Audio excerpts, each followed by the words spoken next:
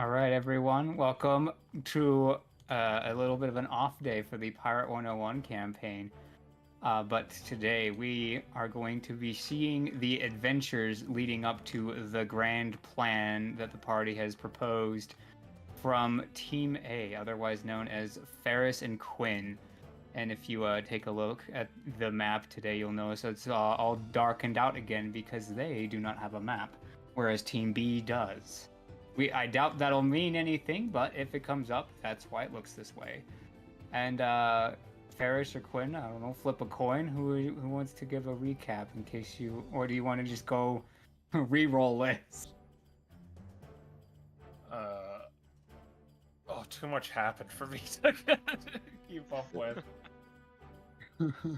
Yeah. I can give it a try here. All right. A re-roll.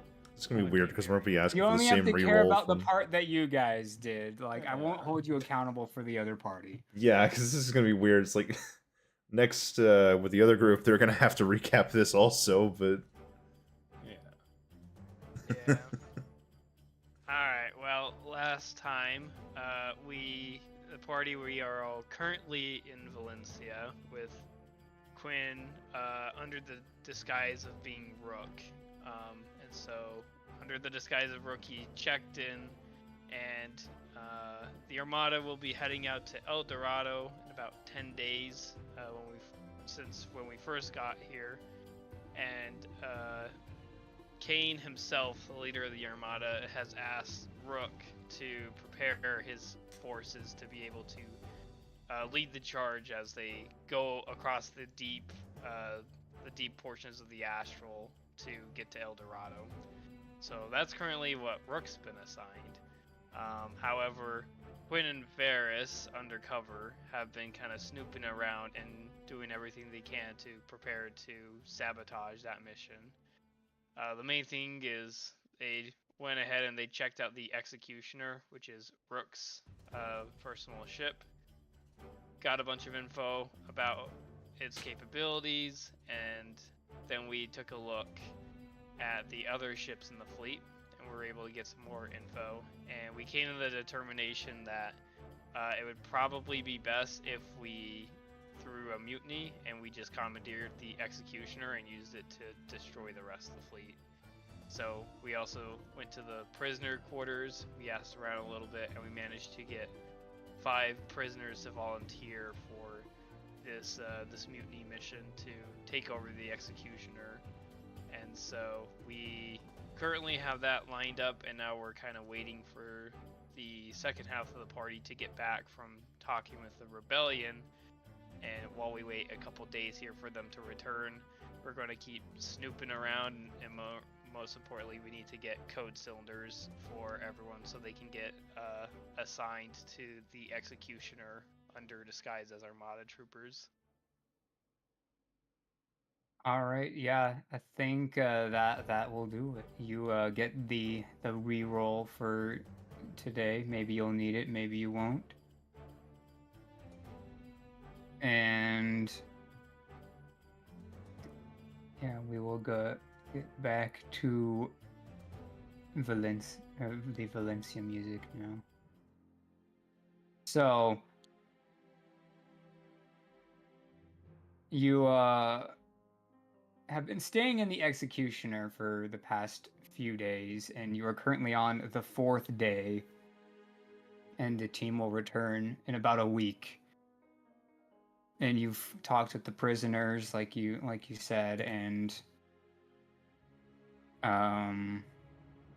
wait, you guys were on here. Oh, you're still in a day.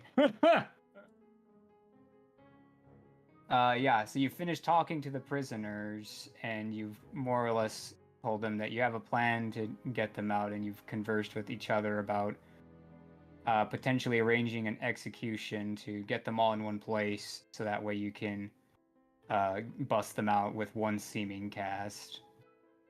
And you have left the prison area after quote unquote interrogating Alfeo, and that is where you find yourselves coming back to the surface of Skyforge after having been on its inner side.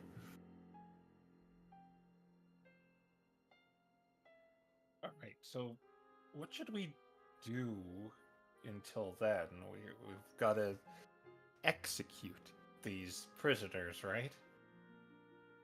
Yes, that was the plan. So maybe we have to arrange that somehow, or do we just say we're taking them out back and getting rid of them? If I remember right, we do have to go through some sort of a process to carry out the execution. Maybe just say they're useless. They're not providing any information, and maybe we just need to clear out the cells for possibly if more valuable prisoners come along. That's a good way to go about it. And we need, if I recall correctly, the others are going to bring 5 over of themselves, and we've got 5 here, I believe.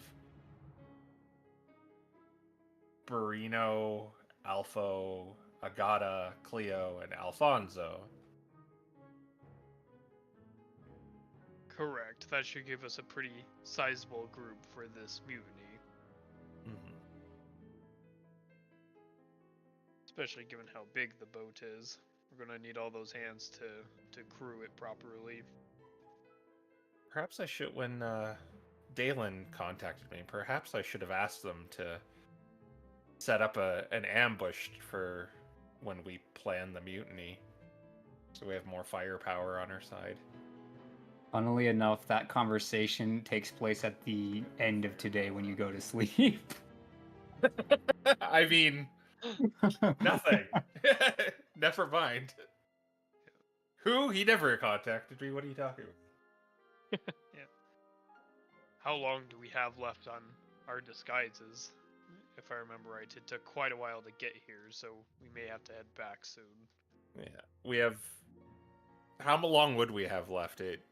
It's 8 hours, and I definitely put it up as soon as I left the executioner. So, how long am I looking at for seeming?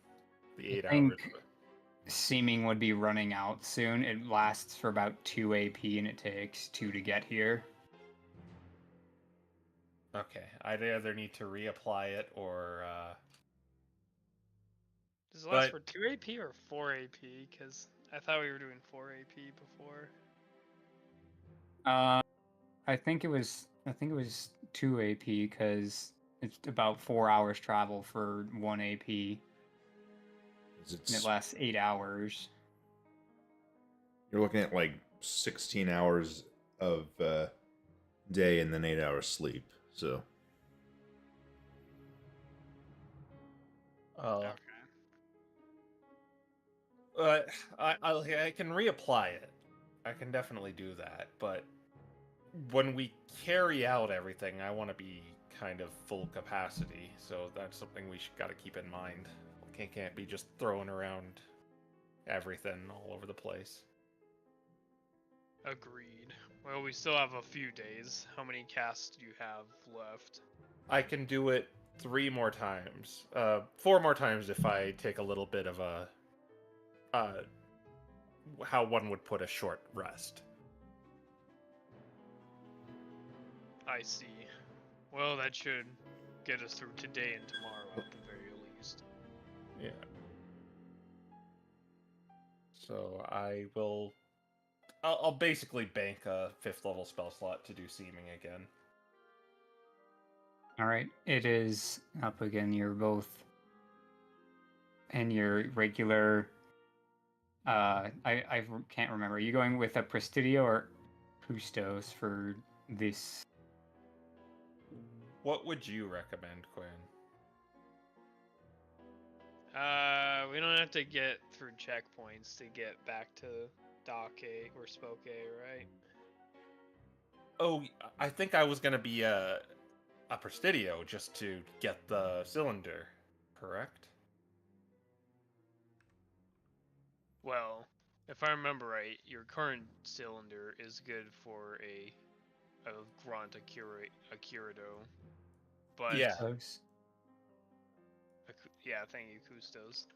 Yeah, But if we're just walking around and they're not going to be checking cylinders, you could definitely rank yourself up. I mean, not. I mean, just basically get one for someone else.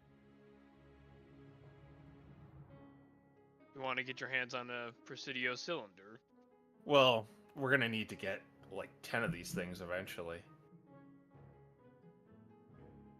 Yes, we will need to do that. I don't know if we need 10 Presidios, but at the very least 10 Custos. Then maybe I should turn into a Custo and maybe just get that cylinder. Because we need one extra one. Or, I don't know that yet.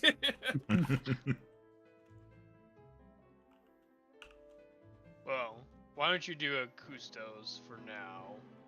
Yeah. Because while we're here, there is a station here at Spokey, and we can get you formally assigned to the Executor. Okay. Yeah. Alright. So I'm going to turn into a Custo then? Yes. Alright. Yeah, so I'll turn Quin into Rook, me into a Custo. All right.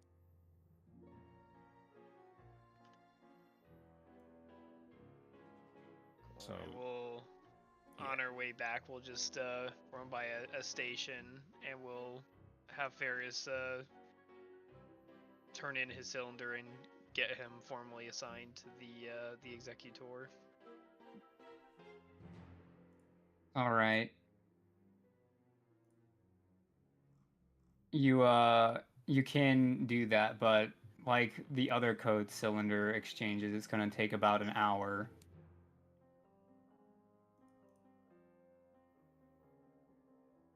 I'd probably wait that, right?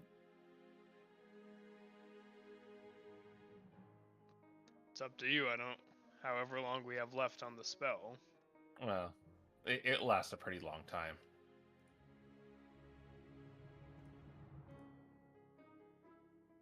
Very well. Then I guess we probably wait then. All right. Yeah. So you get another code cylinder that assigns you to the executioner.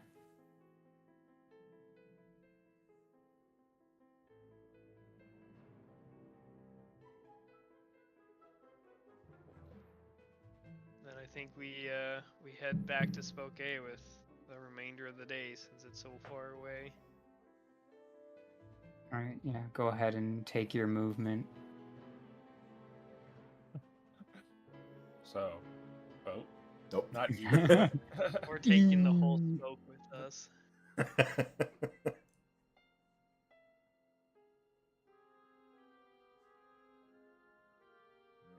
All right. You make it back to the executioner, although I should say, the executioner is like within sight, and this is when this spell is going to start to run out. Okay, so maybe let's duck behind some alleyway or just basically get so where no one's looking. Just reapply it. Well, I don't think we need a whole seeming because it's like the end of the day. We're just gonna rest in a little bit. Oh, okay. Yeah, then. Yeah, it's the end of the day, but the spell is beginning to wane before you're going to reach the ship. Then I'll twin invisibility somewhere. All right, yeah, that works. You guys make it to back to the executioner without a problem. All right. And then I kind of drop it as we turn back to normal. Yeah, and then Daelen contacts you after you make it back to Rook's office. His face appears on the floor. And it might be because I was tired. It's like, oh, I should have really told him to maybe organize an attack on like the Executioner's fleet. Would I be able to do that? Like maybe you carry over that to the other party. I say that at the end. Yeah. Go slide it into Matt's DMs. Yeah. We want them to ambush it, or do we want them to be crewmates? No, I mean like the others at that Rebel HQ maybe set up an attack so to tip the when we mutiny, they attack every other ship except the Executioner, right? Oh, I see. So the rebels bring their own ships too. Yeah. Yeah, exactly. At some Okay. We point, were considering that.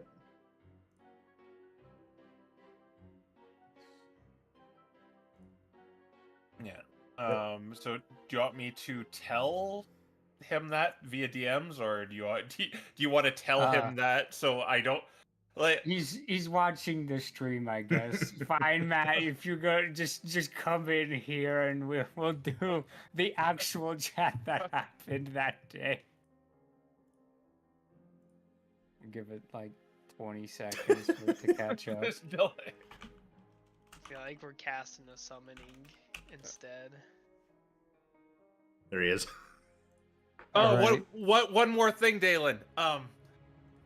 Before you go, maybe get the rebels to set an ambush point up for when we spring this plan into motion.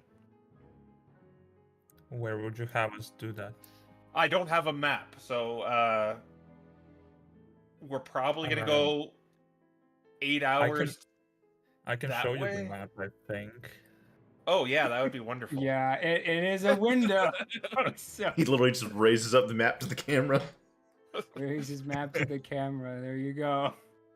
Okay, so assuming I have seeming up when we leave, like how far would we get out? Well, assuming you can travel 2 hexes before it expires. Okay, but I could subtly cast it to kind of keep it up. So Yeah. If you chained it with subtle, you could go a whole day of travel, so which would be 4 hexes. I'm thinking somewhere here, around here. Like maybe they stay there, and then when we go on the 10th day, they just attack here, maybe, or just tell them not to attack the Executioner, please. All right, that's a good plan, I think. Yeah. Okay. How's everyone doing?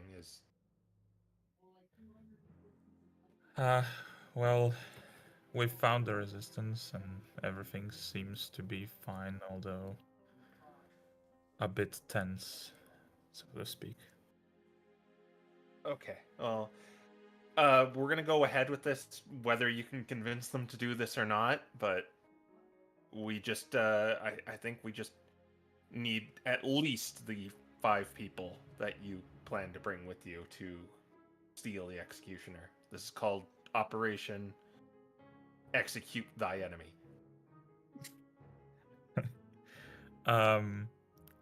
It'll be definitely a lot easier than getting them into the Skyforge. So Yeah, but if you can convince them to set up an ambush here, if you've gained their trust that much, then that would be very swell. all right, I will report if we really need to. But if you don't hear from me, then Yeah. the plan is in motion. I'm going to get code cylinders. That's, I think, what I'm trying to do here. If there's anything else you need me to do, you probably should tell me right now. I don't have anything besides. I just contacted you to ask how many people we should bring. 5 is good. We're getting 5 out ourselves. All right. And we need a minimum of 11, so we should have more than enough. We're probably gonna bring on some guys we're just gonna blow up, but that shouldn't be too hard.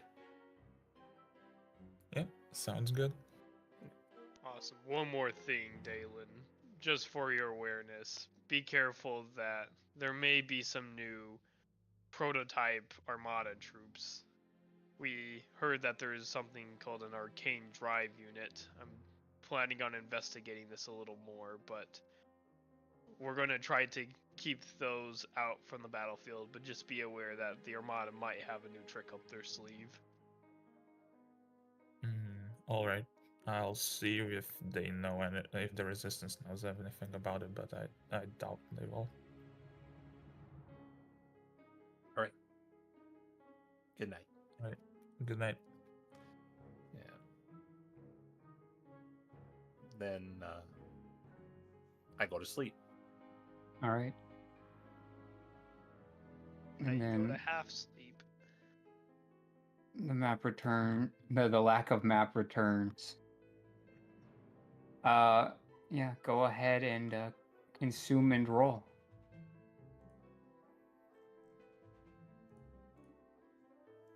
I You guess want to it's roll this, me. Crow?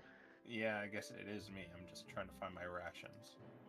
There we go. There they No one has to actually worry about him. are. I love the idea you're just like living off of granola bars from your pocket. I like to think that you're sweeping all the crumbs under the rug in the room. Yeah. Just so there's Why no would- food on there. I got a 61. Okay. All right. Right.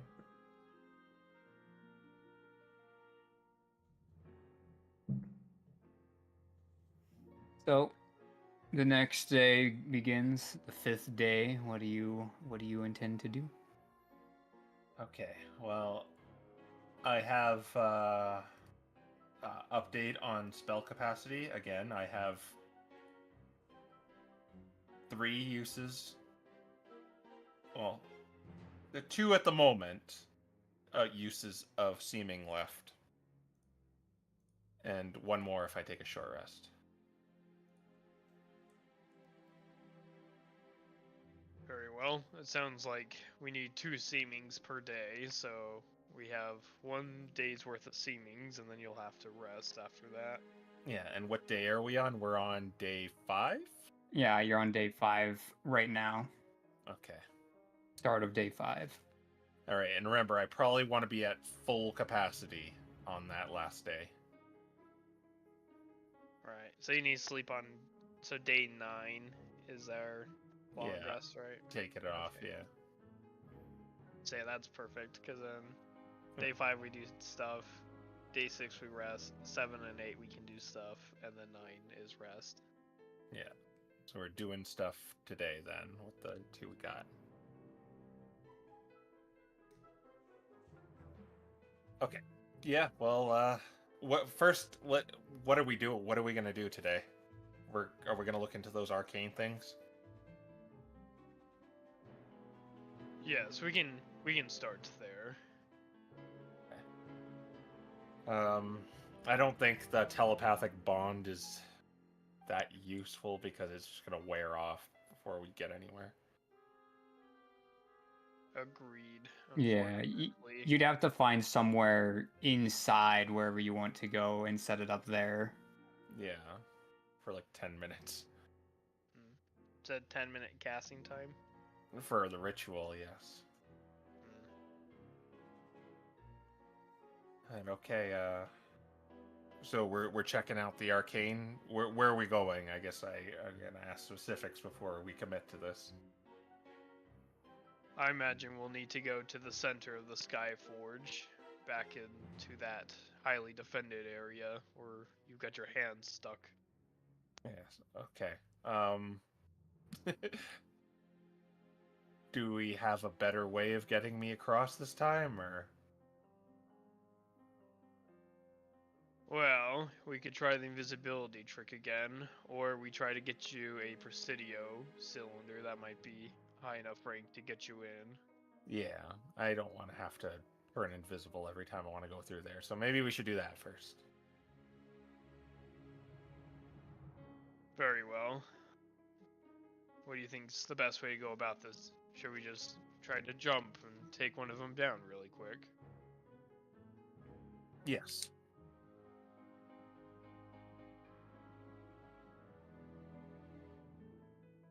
I'm a very straightforward guy. Do you have any paralyzing spells or anything Oh, to yes. disable them? Well, the problem with that is I do, but that's just one less seeming.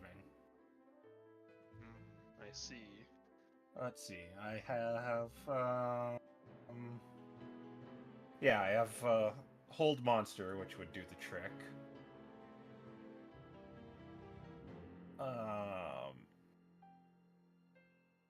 You don't have any of those special cannonballs, do you? No, I travel pretty light.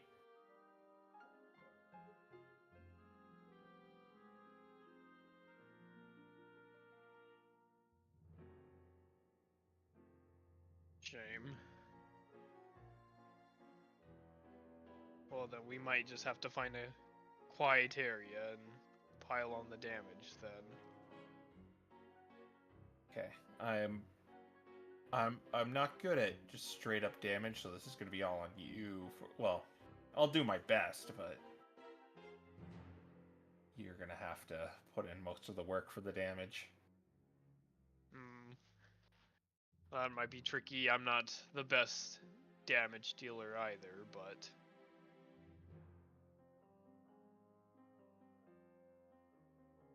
Can you perhaps frighten or charm one of them? It doesn't work on them. I tried that way back. What I can do is I could make it quiet. Well, we can't. What you said you needed a quiet area. I can do that. That might be the best way to do it then.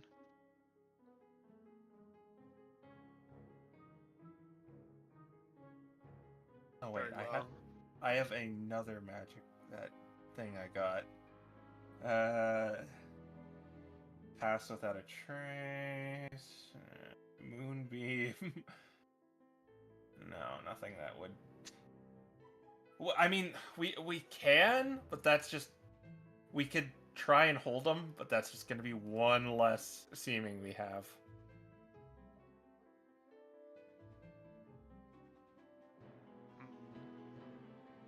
How many seemings do you have again? You said, is it I two ha- or three with a I short can rest? I can do 2 today,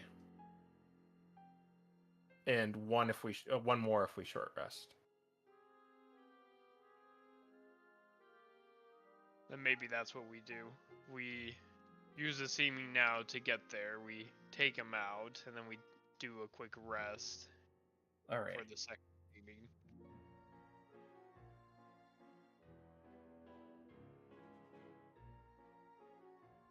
All right, and if we take an hour, I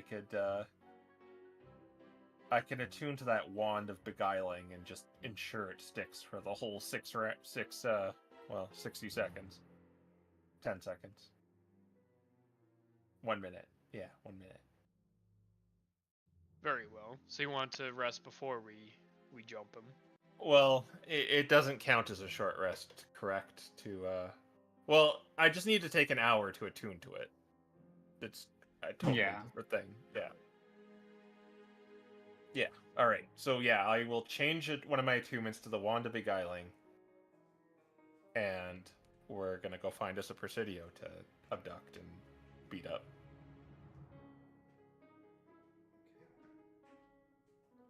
All right, yeah. So,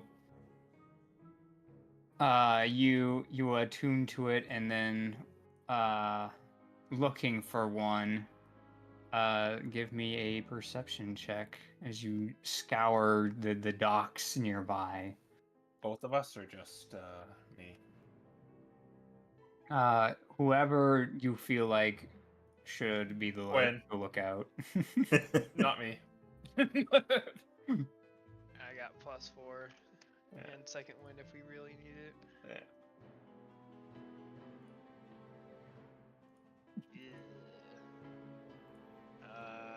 I'll use a second wind die on that. Might as well, since we'll be resting soon anyway. Alright, that's a little better. 12. You get your second wind back. That is not enough. You're not able to find a Presidio this far out.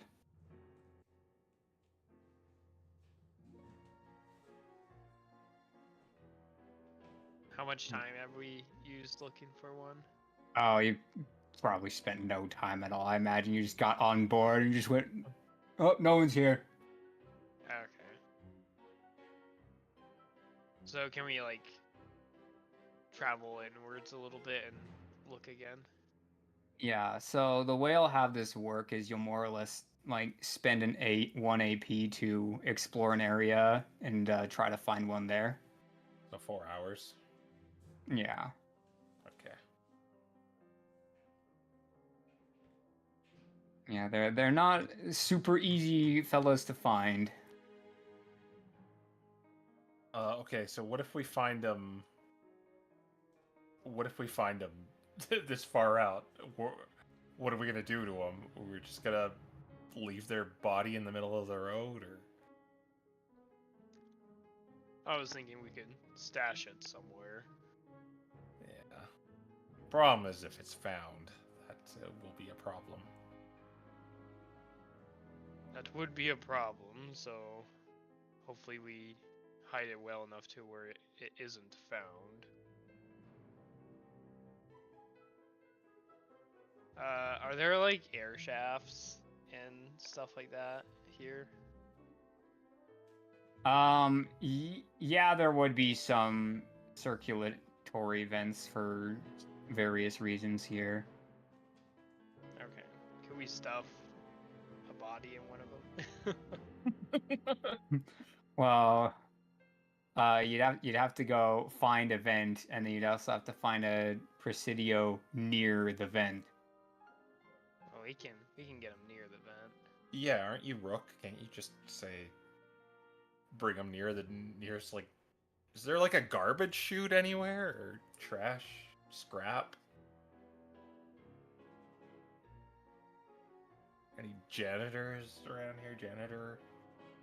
Like there's some like disposal things, but nothing big enough for a body because that kind of disposal is done in the forge where they just melt down destroyed units and then rebuild them.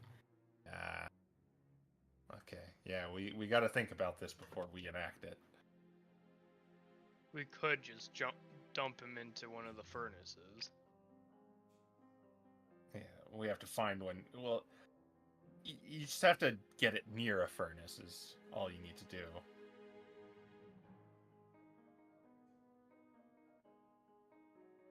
Like, even if we, like, just say, report to me near the furnace, there's something wrong with it.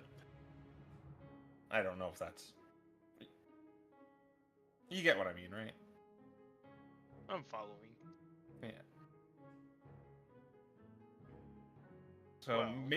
maybe let's find one first. Yes, agreed. And then DMs, we would know where the furnaces are, right? Because we spotted out the factory and the oil plants and stuff earlier, right?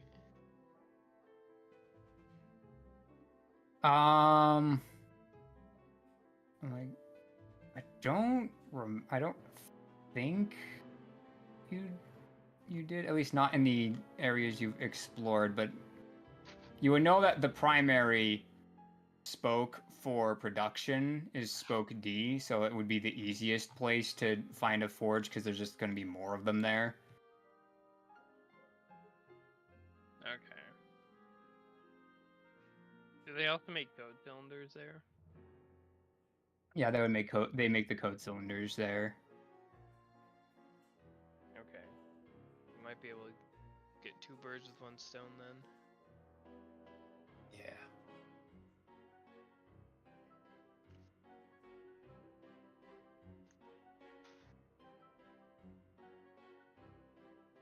Well, why don't we head over to Spoke D, and then we can keep an eye out for one as we're on our way there. Indeed. All right, yeah, go ahead and take your movement.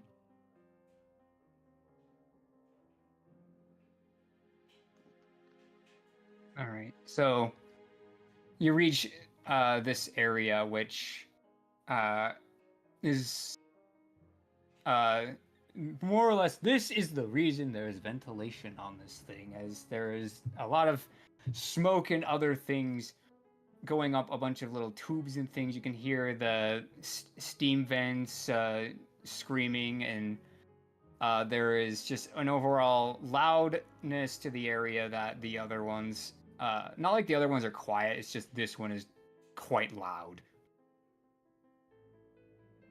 And seems like there are forges even under your feet. There's a bit of rattling that you can feel on the floorboards, but there's a few forges on the surface area. And now that you're here, I'll let you make a perception check to see if you can find a Presidio. Right, I'll let you do that again. Don't fail me now, dice. I blow him. It's the same roll. Can the second win save it this time?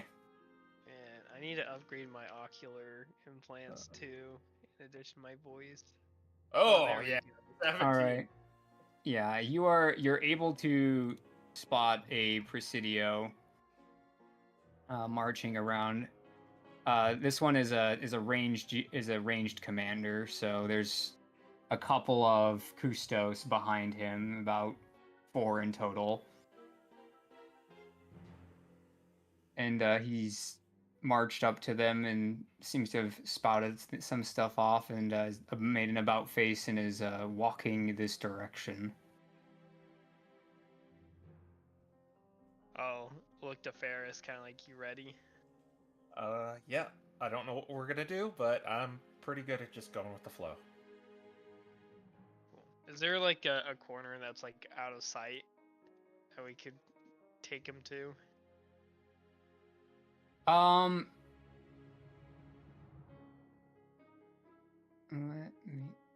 Yeah, I think that you'd, well, yeah, there is a small opening. It isn't foolproof, but there is one.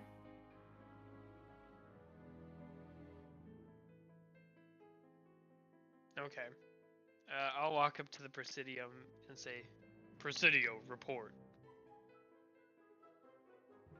All right, and it gives a salute and says, designation fleet ship, wave 3, Mark 4.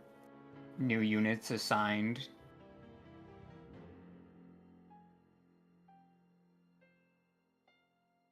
Very good.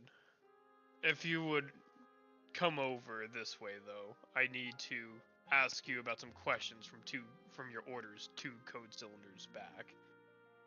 There's a discrepancy that I would like to resolve. And I will try to guide him to that corner. And he kind of shoos the other 2 soldiers off a bit. And yeah, you managed to get him into well, we might want to pull this thing out actually, just because I know what you're about to do, so.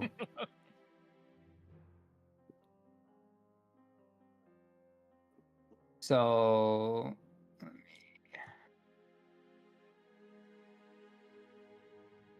put him here and be here.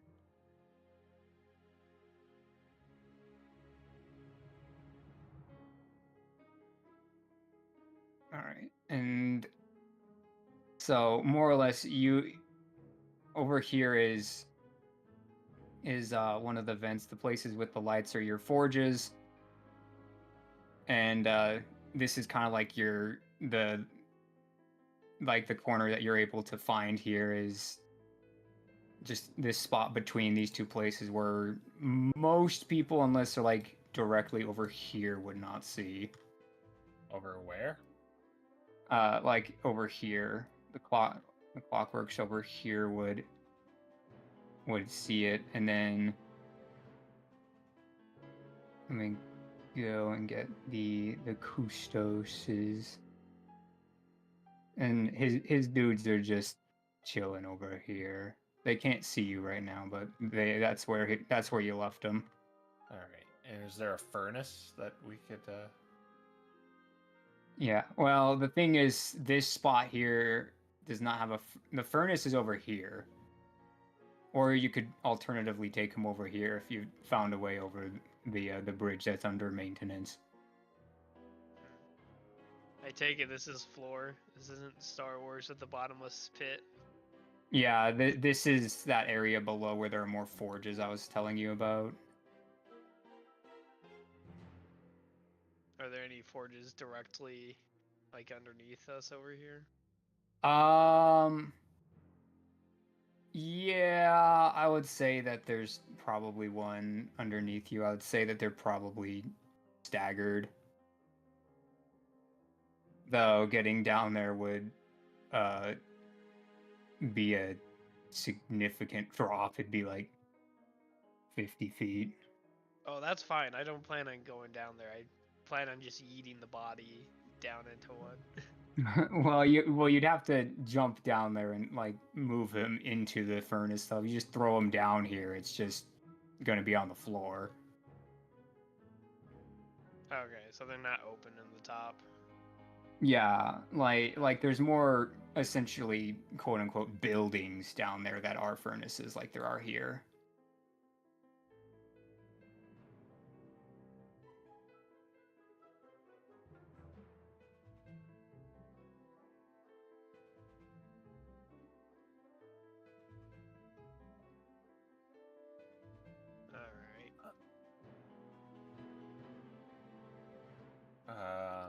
Yeah. So I'll. Don't know what we're gonna do here. The Presidio addresses you, Quin, and says which orders were filed incorrectly that are in dispute. The ones from 2 code cylinders ago. Do you recall the mission?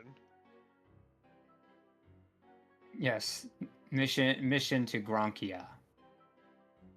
What part of this mission is disputed? I see. And you were on orders to take care of a problem, were you not? The orders were to patrol the area after the fleet had left.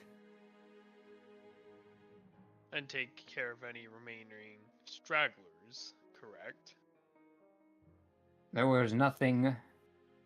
There were no conflicts during that mission. There was no attacks from Valencian resistance.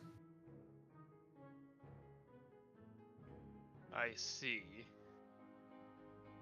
Well then, I'll kind of just give Faris a nod. Then we might have to be silent about this because obviously you did not receive the proper orders you were supposed to receive that day. And with that, I'm gonna make Faris cast a silence spell, and I'm gonna go in with my modular shield and knock him to the ground as a bonus action. Okay. I'll do you one better, and I'll paralyze him. Oh, perfect. Okay, Yeah. well, let's roll for initiative and see how that goes. He is surprised, so he will have disadvantage on his roll. Would we have advantage on it, or is it just You are not hidden, so you just Okay. roll straight. hidden in deception? That's why he's surprised. Okay, he Oh, didn't roll very high, so... All right. Oh, yes. I got an 11.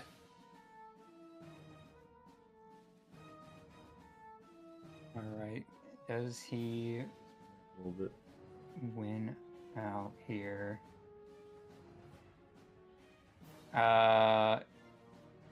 No, he doesn't. So I think you both go first. All right. I'll put him in the initiative tracker. That'll tell us fastest.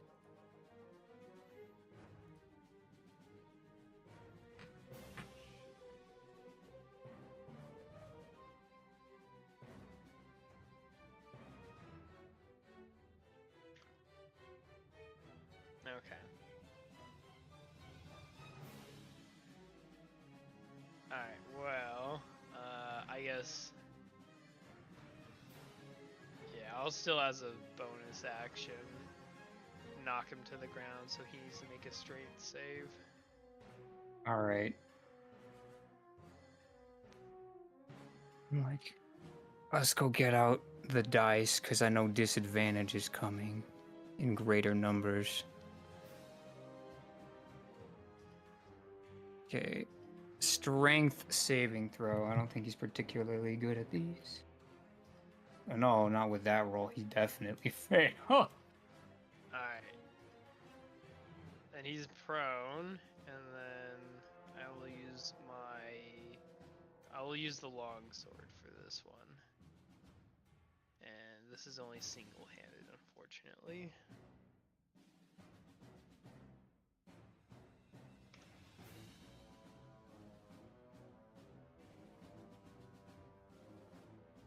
Alright, first attack, 26. Yeah, 26 hits this guy. Okay. Second attack. I'll just roll that now. 21.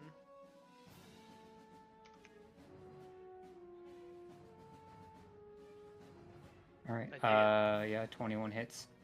Okay, then I'm just going to combine my damage dice for this then. All right. I don't. So we'll just roll everything at once. Alright, 27 damage, and that's slashing and lightning. Okay. All of it is regularly effective. And is that your turn? That's my turn. Okay. Faris. All right. I'm gonna activate innate sorcery.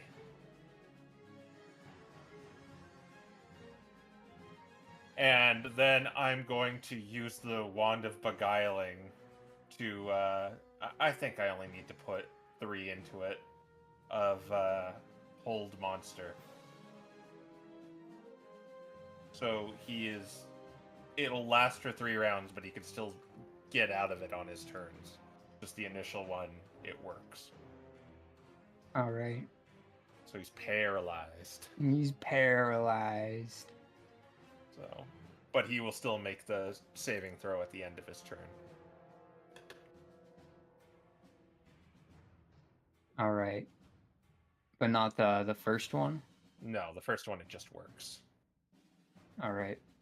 Then it goes back to Quin because he can't do anything. But he still makes the saving throw. All right. Saving throw. I don't think that's gonna do him any good. It's 18 whiz. Yeah, he did not pass. He All got right. a 12. So you will now crit him. As he's just locked there in place. Yeah. Beautiful. As a bonus action, because I'm using the modular shield, I will doff it, allowing me to two-hand the longsword, and I'm just going to start chopping. And these are auto hits too, I believe, right? No, you still have to roll. You just auto crit if you do hit him. Okay. Well, I still have advantage. Yeah. Alright, 27. 27 hits. Okay. And then the second one. 24. 24 hits. Alright. So now, rolling both of these together.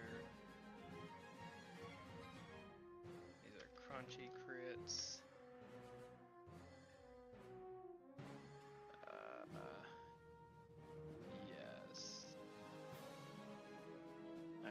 Wow, those are terrible rolls. 45 damage. 45 damage is still a good chunk to him. Okay, that's my turn.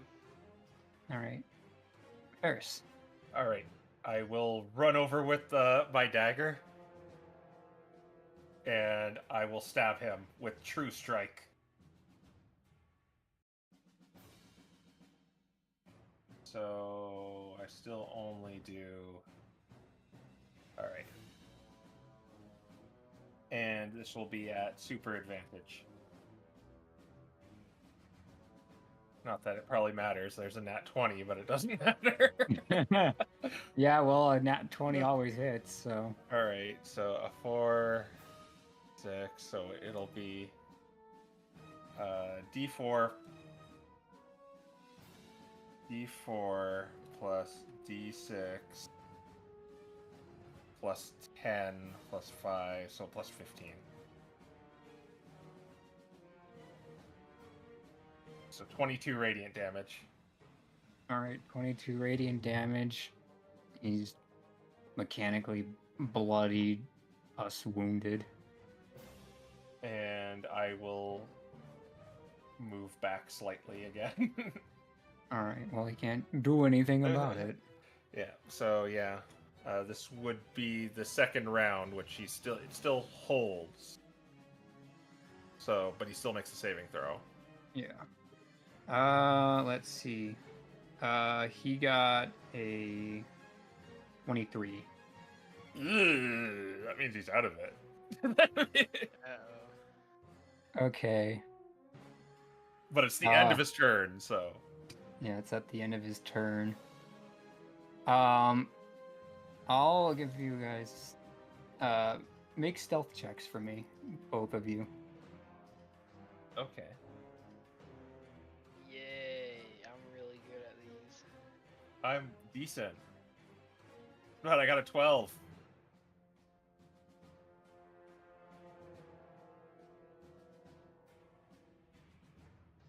Uh,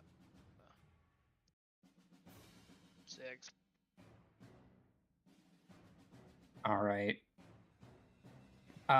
You are hearing footsteps coming this way. Which direction? From over here. These guys aren't hiding or anything, but they are going to be coming after the captain's next turn.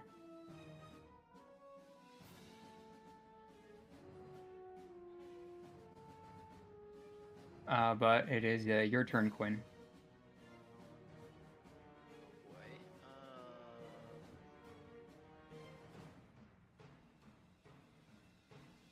Do I have anything clever? Not really. Alright, it is just time to lay into him, I think. Alright. First attack. 22.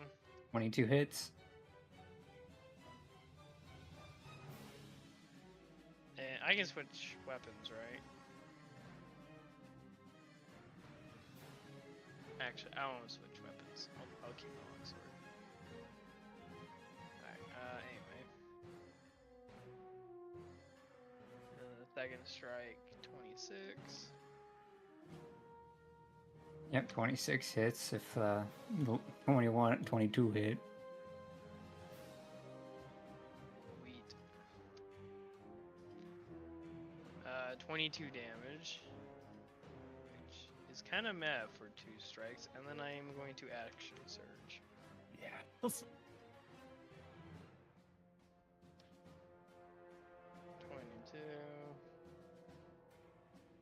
Hit before, it hits again. And then 26. Please go down. All right. Let's see. You did you get the same rolls twice? You did. I am very consistent in my rolls, including the low rolls. 19. He's still up. He's bloodied. Alright. Okay. Then as a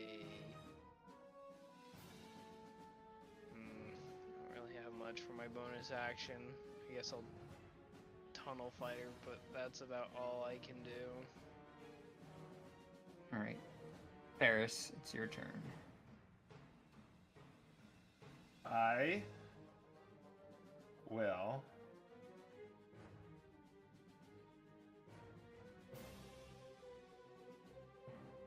cast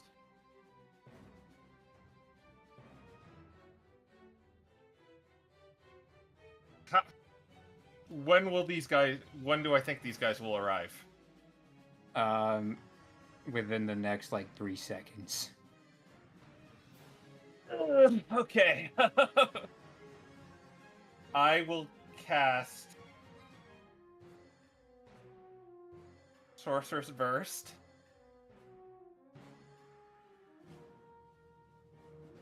A super advantage. Isn't it gonna be neutral because he's prone? That's right. Okay, I gotta go up and stab him. Can you block vision on these guys coming in? I was hoping he would die so I could put a major image over him. Yeah. I will. Nonetheless, I think I'm gonna go in for You know what? I could do this. I am going to use So can I use Wand of Magic Missiles and Quicken spell? Does it say that you cast it? Let's see. When you cast a spell, Yeah, I'm like, does like the wand of magic missiles count as you casting, or does it just do it? I'll read it out. You can expend. It says cast magic missile. Okay, I'll let you do it then. All right, so I'm gonna pump a level 3 charges of the magic missile. So that's gonna be it's 3, 4, 5, 6. 6 plus 64 plus 6.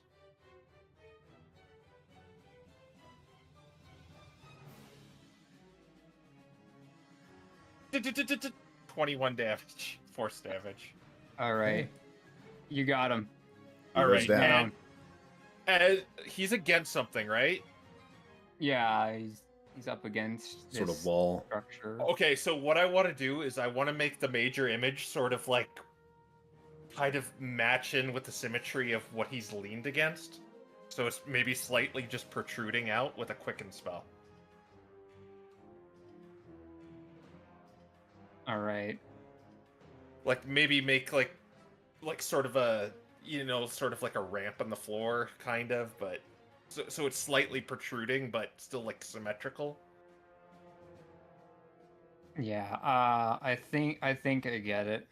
Yeah. All right, and yeah, well, his turn no longer exists, so Yeah. these guys come around the corner, and they see that their commander is gone.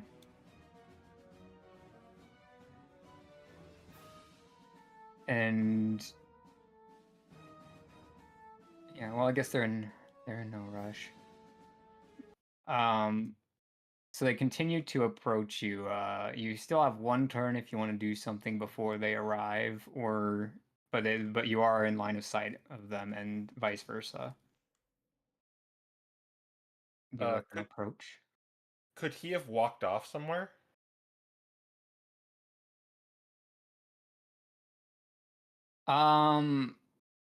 Yeah, I suppose so. Okay.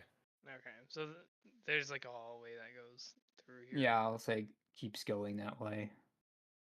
Okay. I'll walk up and I'll approach the incoming troops. All right. Is that where you will end your movement? I'll go up a little farther. Go as far as you can. I'll just be like, Units, you may resume your normal protocols. Your Presidio has been reassigned to a different task.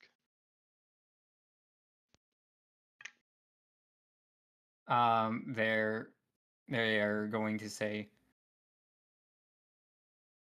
cannot comply. Previous task was assigned to Presidio, who under 3rd Fleet, Ship 4.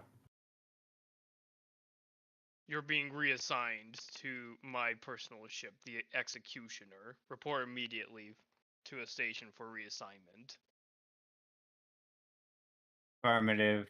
All right, and they are going to go back this way.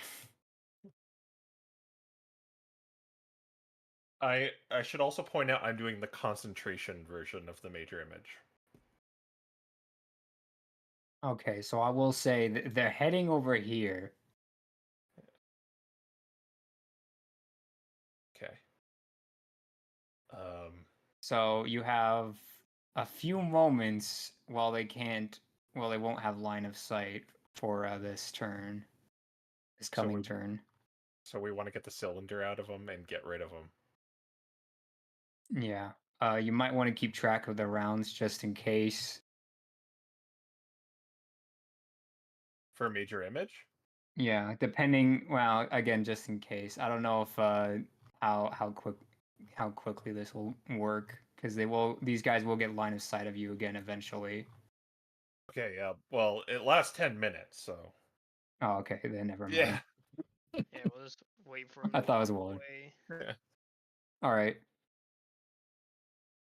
Quinn, it is your turn. Okay. So where is the closest check station? Are they gonna have to move off map for this, or? They're going over here. This is the check station. Okay. I guess 5, 10, 15, 20, 25, 30. And I'll just whisper to Faris, can you change the shape of that illusion, or is it just set how it is? I can make another one. Okay. I think we should be fine. I'll just drag him over to this corner here, and we can get the cylinder out. Okay. And then I pass turn. Okay. Faris. Okay, I guess I'm going to. Is it clear for me to? Is there any line of sight right now? These guys don't have line of sight to you right now. They're gonna move. Where are they headed? They're headed to this building over here. So their path is going to go like this. So whatever ends up opening along this route here is how they might spot you. All right. So I've got to move him right away. I mean, he's still illusioned, so. So do I wait for them to go over there? I mean, I guess that is a question. If they're checking in here, would they still have line of sight to us, or no? So you're more or less just gonna wait until they pile up over here. Well, if they're on this northern side here, if where they report's up here, then I imagine they wouldn't be able to see us. But if it's down here, maybe they could. I would say that would block their line of sight, mostly because there's this building in their way. Okay. So I guess we're just. I'm waiting till it's clear to move him over here and just put another illusion over him, I think.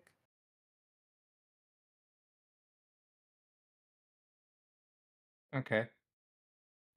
It'll be 1, 2. It'll be about 3 turns for that. So is this like a very steampunky thing? Is there steam rising, or is it very sterile and just clean here? it's a steampunky area here. This is definitely the dirtiest spoke of the ones you've seen so far. So is there like steam rising from the floor in places? It's mostly contained into like shafts and things, but yes, there is some open steam coming out in some places. All right. Well, I think it's just best to wait till they're over there. It's the safest way of doing it. Okay, so wait for 3 turns then. Yeah. Okay. So they're all over here now. All right. And can't we just get it from right like this? I can't really see, can they?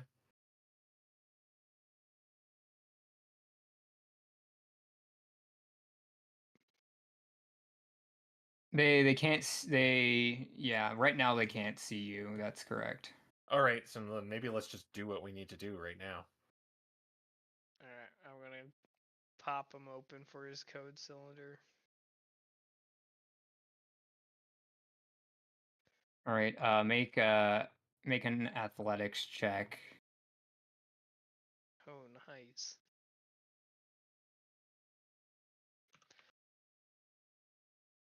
Every time I do this, it still feels wrong to be digging inside a construct's chest. I For say the- on a 26. All right, yeah, you're able to pop it out, and you have a Presidio code cylinder.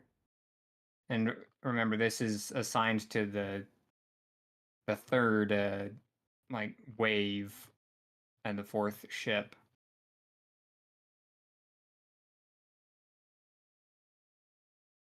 That's what it will read as if they check it. Okay. I'll hand it over to Faris and be like, once we take care of the body, then we'll go to the station and get you reassigned to my ship along with the rest of his goons. I think requisitioning a whole platoon shouldn't be too suspicious. Yeah. Well, because of what I did there, I have only one seeming left. Well, until we rest. Good to know. Okay. So if we're gonna do something, we should do it right away. So what are we gonna do about this guy?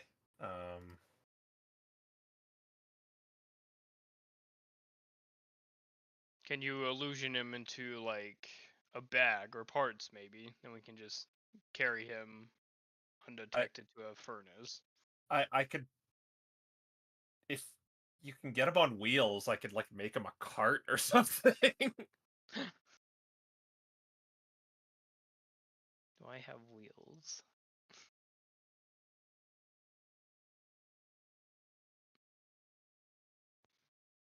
I have rope. That's about it. Could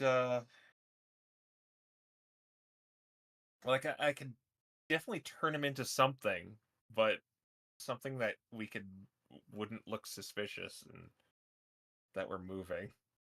Because he's probably pretty heavy too.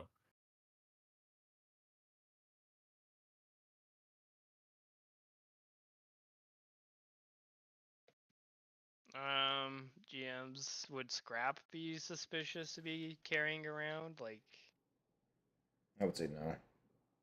Like, I mean, not particularly, although you'd be carrying a significant amount of it. yeah. Well, I guess it kind of depends on like the nature of the illusion too. Like he's probably like 6 feet tall, right? Yeah. uh, Looking around, have I seen anyone carrying around something large in this? Generally, in this place.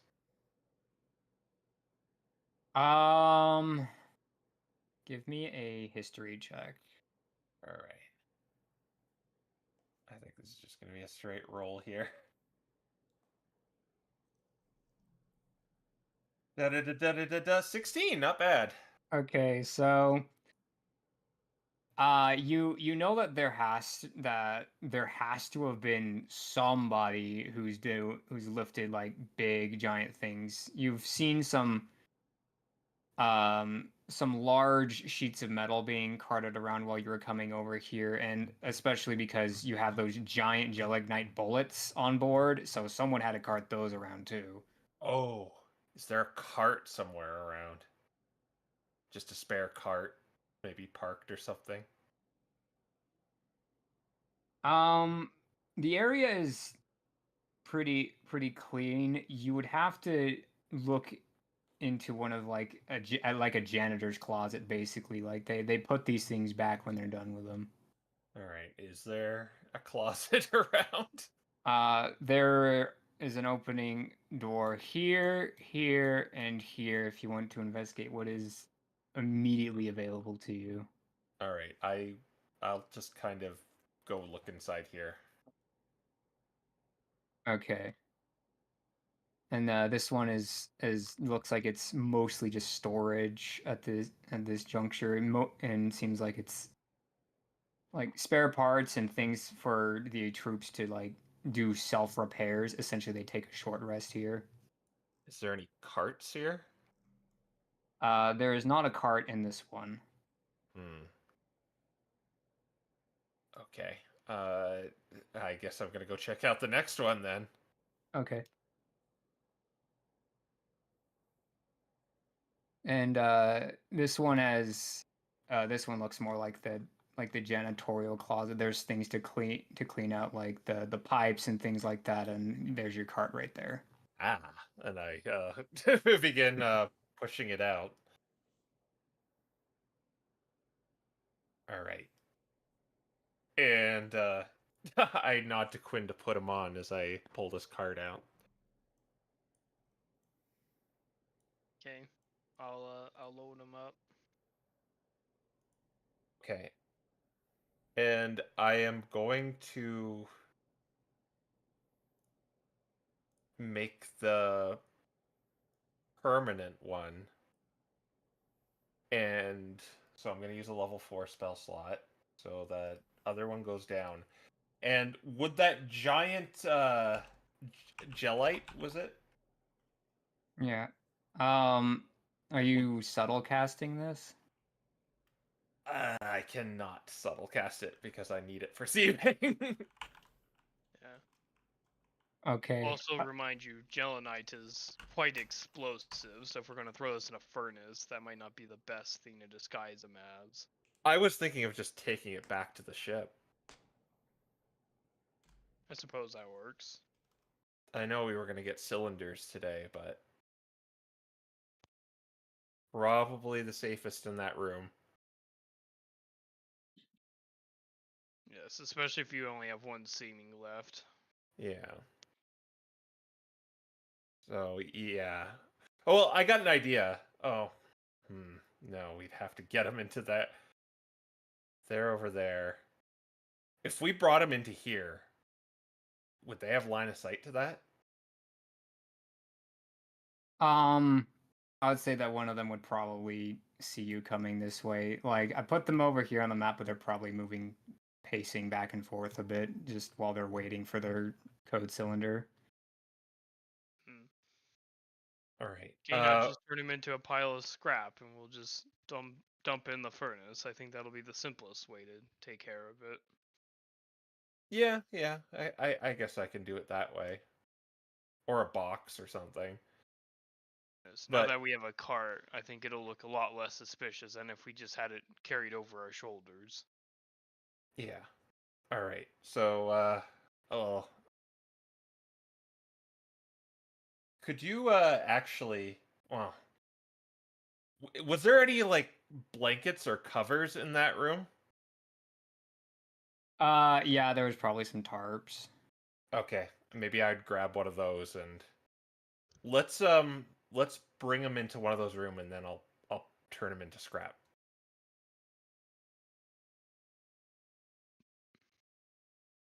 All right. So we'll put the tarp over him.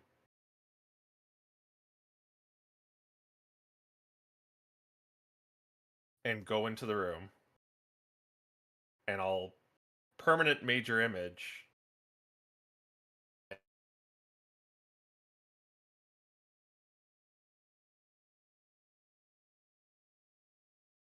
All right.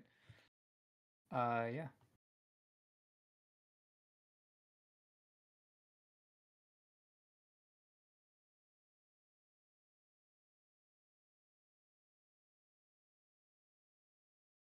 So you get the major image up, and you start carting him back this way. Yeah, and then we'll just throw him in the furnace. All right. Do you go into this room with him, or do you just let him go in by himself? I let Quin go first, and then I go. Okay. All right. Yeah. So you can cart him back this direction and take it inside the furnace, and you dispose. Well, I guess how? Yeah. So you see the furnace in there, and it's churning away. There's some loose bits and bobs that make their way in there, and yeah, it's just one giant open flame right now. Seems like it does not. There's not really any separation going on between metals. Okay, then I guess we're just gonna toss him in. Yeah. All right. Make an athletics check. Who? Whoever's throwing him in. Like, it would probably be Quin because I'm not good at that.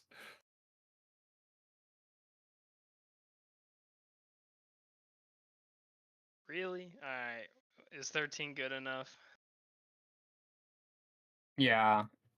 Alright. It's just you just have to make sure you don't like get him stuck on something.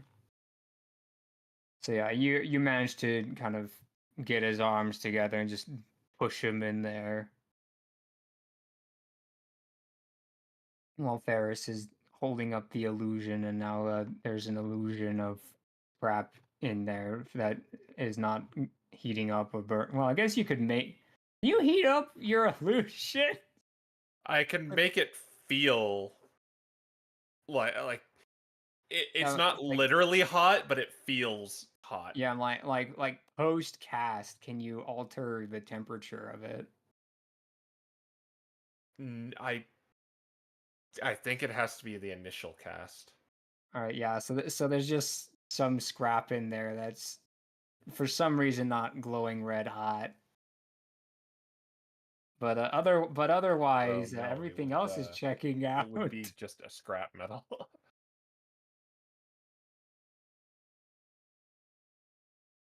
Can you drop the illusion, Faris, once he's melted down enough?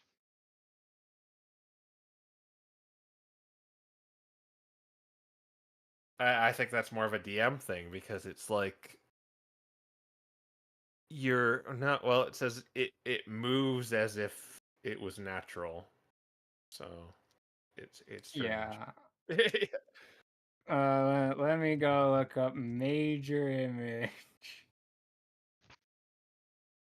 Let's see. You use it to move it, but it otherwise appears natural. I would say it kind of just floats there, but I don't think that it's going to. Yeah, I guess if like you like if you shoot a illusion of a dude, it looks like he got shot. Yeah.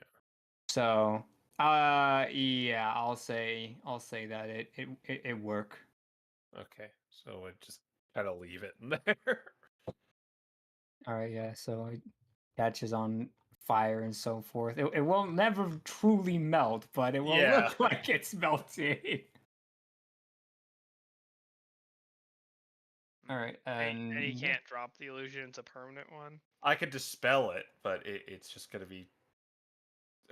Once I can subtle cast again, maybe I could just dispel it. But for the time being, it's just gonna kind of be like that. Yeah, I mean, it's one of those like Where's Waldo things. You'd kind of have to know what you're looking for in order to really know it's Yeah. there. Like, do you think they're gonna like look into the furnace?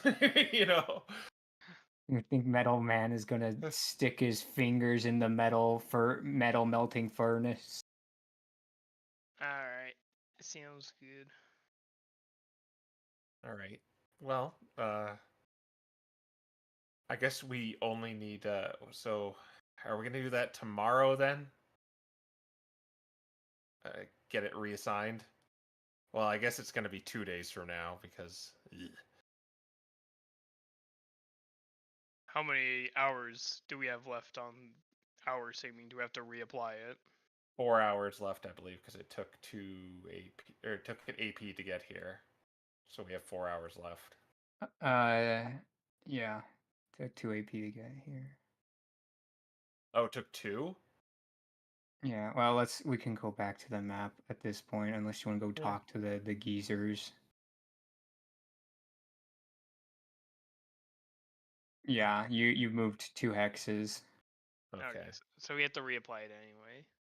Okay, this is the last time I can do it, so I'll use my remaining sorcery points to do that. Cool. Turn yourself into this fellow this time around. We can get you reassigned right now.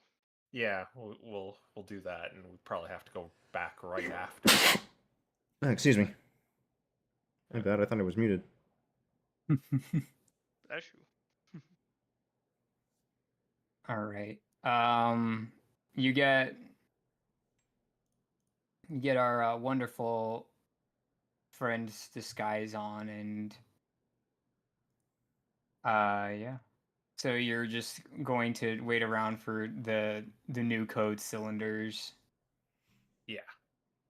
All right. Yeah. So you get another Presidio code cylinder. This one is assigned to the executioner, and then the 4 musketeers are coming with you too. All right. Now we'll point out they are following you. So yeah. well, I guess yeah. You used a yeah. It's that last hour again that might get you in trouble here. I guess is what I'm getting at. Okay. So now we have to get them to go away. If you want to head back to the ship, I'll say to the 4 guys, I will discuss strategies with your Presidio in the meantime. Dismissed. All right. Yeah. So they'll file out towards the ship first, then. All right. So what cylinders do I have right now? You would have a cylinder for the 3rd wave of the attack fleet and the 4th ship. Well, And no, then you we have reassigned that one to. yeah, and then you have the one that you currently just picked up, which is a Presidio assigned to the executioner. Okay.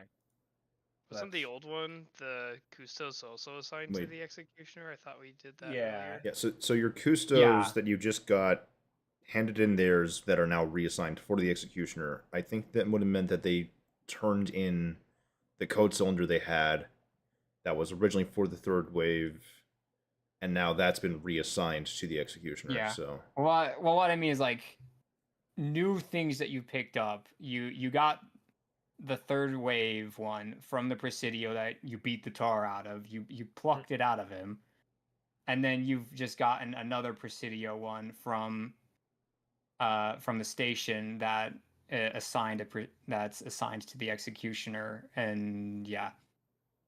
I thought their goal, as I understood it, they were reassigning the Presidio they just got. Yeah, so they have a new code. Oh yeah, you're right. You had to They turn would in the replace old it. one for that. Yeah, so correct. Yeah. So Yeah. we should have two code cylinders. One of them is the old Custos one that Faris was using like yesterday. Right. Yeah. That we the executioner, and then we got this brand new one that's a Presidio to Yep. the executioner. So we have like 2.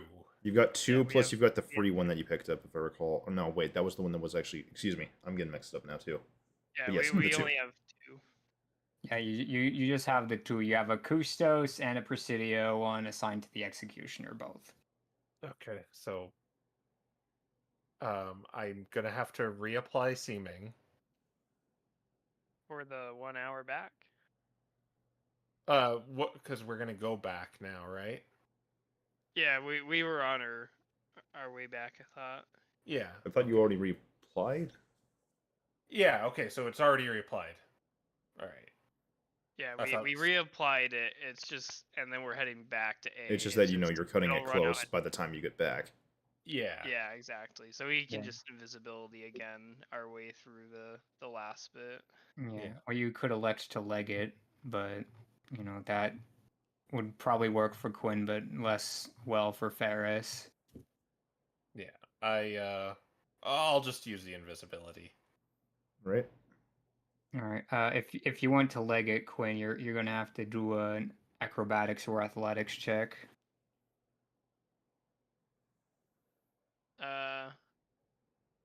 Do you need me to, Faris, or can you just dual cast it?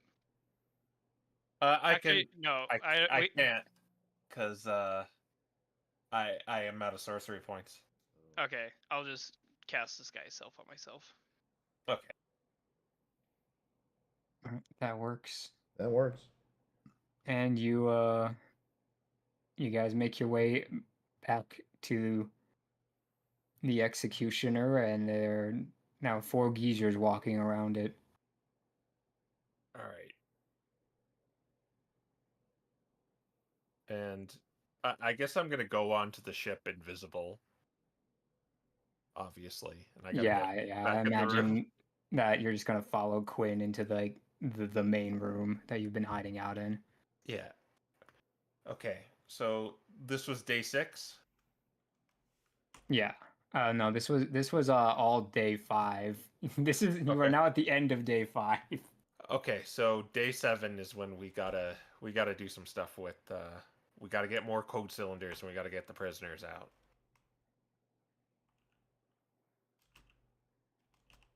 Yeah, either 7 or 8. Yeah. All right. And yeah, if you're going to end the day here, consume and roll, and I will be right back. All right, I'll let Quinn do that. Because we're just long resting today, so Yep. we're not really leaving the cabin. Honestly, then let's just forgo the roll. Okay. Should I just roll for day 7 then? Yeah. So I gotta use another ration then. Mm-hmm. Since you're gonna be long resting, and then next day pass or All right. starts. 10 sorcery points. Get all your stuff back. I love having my stuff back. 81. It's going to be a good day. Tonight's gonna be a good night. And I will stay in illusion mode, aka Crescent Moon. Gotcha.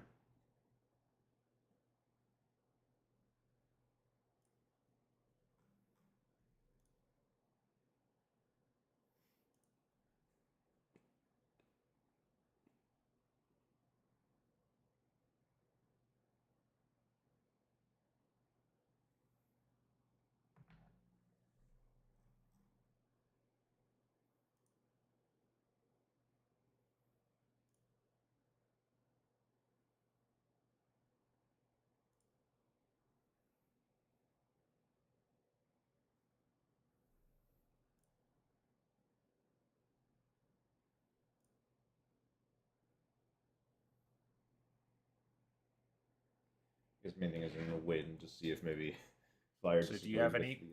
Hmm? Do you have any plans of what we're going to do today, or how we're going to go about it?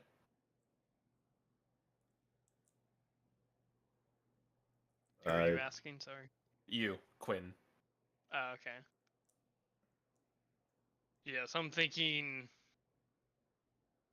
for the rest of the code cylinders, if we can sneak into the factory, maybe deal some fresh ones for some new units. That might be the easiest way to get a bunch of them quickly. Okay. All right, I'm back. All right, so you've got some plans. Oh, you got an 81 on the roll. That was Whoa. for I had them just skip rolling for the day that they were off since I figured.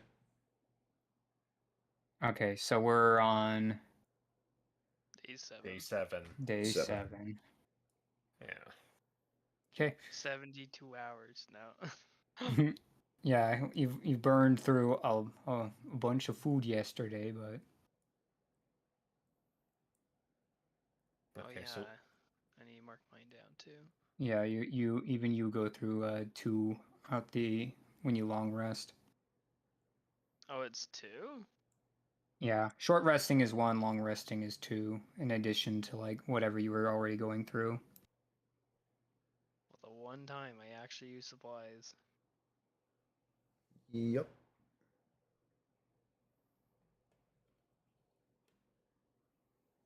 and I'll reattune myself to the Rod of Season. Alrighty. Thing has passed without a trace in it, and that might come in handy. Yeah. In fact, Well, I will turn it to autumn just to do that if we need to.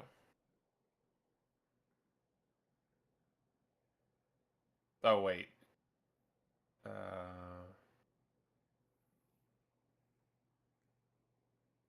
Yeah, for the next 8 hours. So I will yeah, I'll turn it to autumn, or it's just gonna revert back to spring in 8 hours. Okay. Can you just do it again in 8 hours, or is it only once a day? I have to. It's basically like a ritual because I gotta like concentrate on the staff. I don't know if that looks suspicious when I'm doing that, but Yeah, I don't think you've seen any Armada troopers around, like hugging their muskets and staring longingly into them. yeah. But yeah. So we're gonna go to the factory. Yes. Factory. Huh? I think we'll just steal some as code cylinders for the new units while they're coming off the press. Yeah. You might want to use your custos for today to just be a little more low key. Plus, Yeah. if something goes wrong, I'd rather blow through the custos cover than the Presidio. Yeah. All right. So yeah, I will turn into a Custo and turn Quin into Rook once again. Okay. All right, go ahead and take your movement. I suppose I should point out you can go like fast or slow if you want to on these days if you want to get more movement out of a day. This is mostly for the purposes of like you would get back to the ship before your seeming would run out the second time.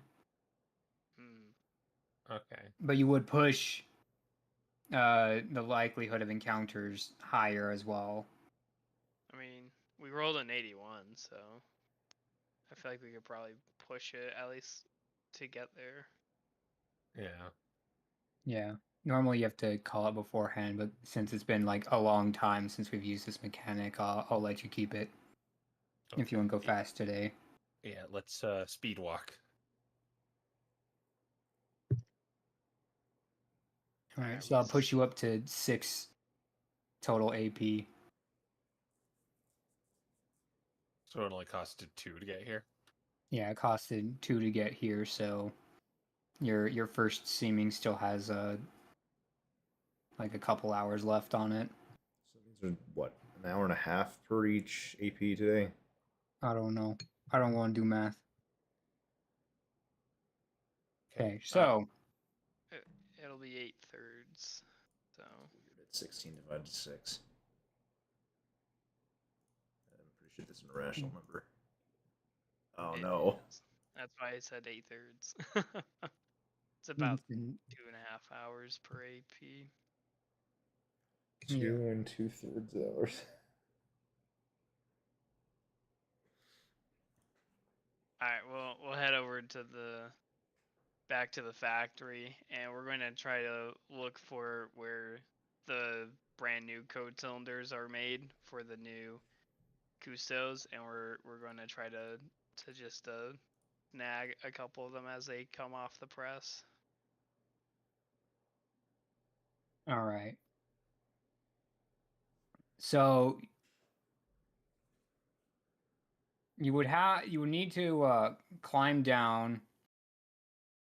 So you know that area like below where you were, that's where they're made, is a forge under there. They kind of like pop up to that place you saw there. But there are but there are some Armada like craftsmen down there who are assigning the code cylinders to different regions of the place and kind of shooting them off in like these steam powered pipelines.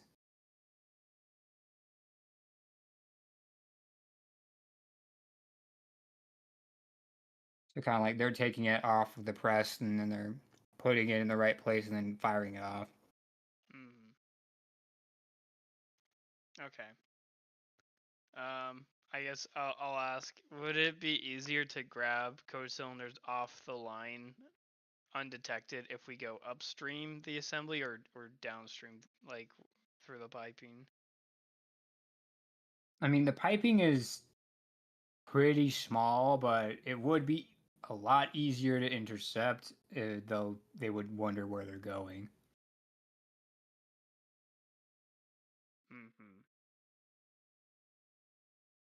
What is their destination? It's kind of everywhere. Like, whenever a code cylinder comes out, like, it just depends on what the code cylinder's assigned unit is and where they're requesting it from, and that's where it ends up. Okay, something I could potentially do here is I could animate object and just like have 5 of the code cylinders wander over to us.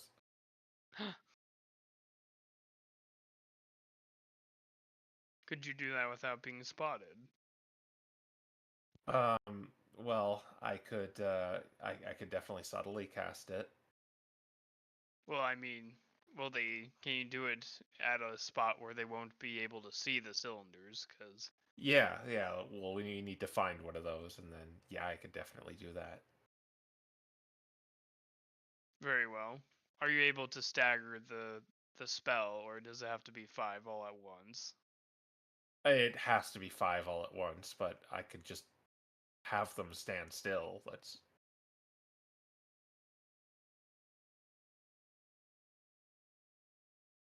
Let me just read it a little closer here. Sure I'm not missing anything. Equal to my spellcasting ability modifier, that's 5. Medium and smaller count as 1, so I can make 5. And it only lasts for 1 minute, so I don't... Like, how big are the code cylinders? Are they small? Or Yeah, tiny? they would definitely be, for the purposes of the spell, like the 5 midget ones. Okay.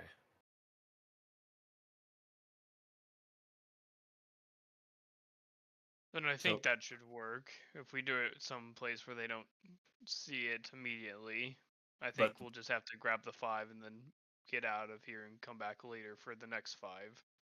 Yeah. Well, that's just one thing, and another thing that is doing that means one less seeming.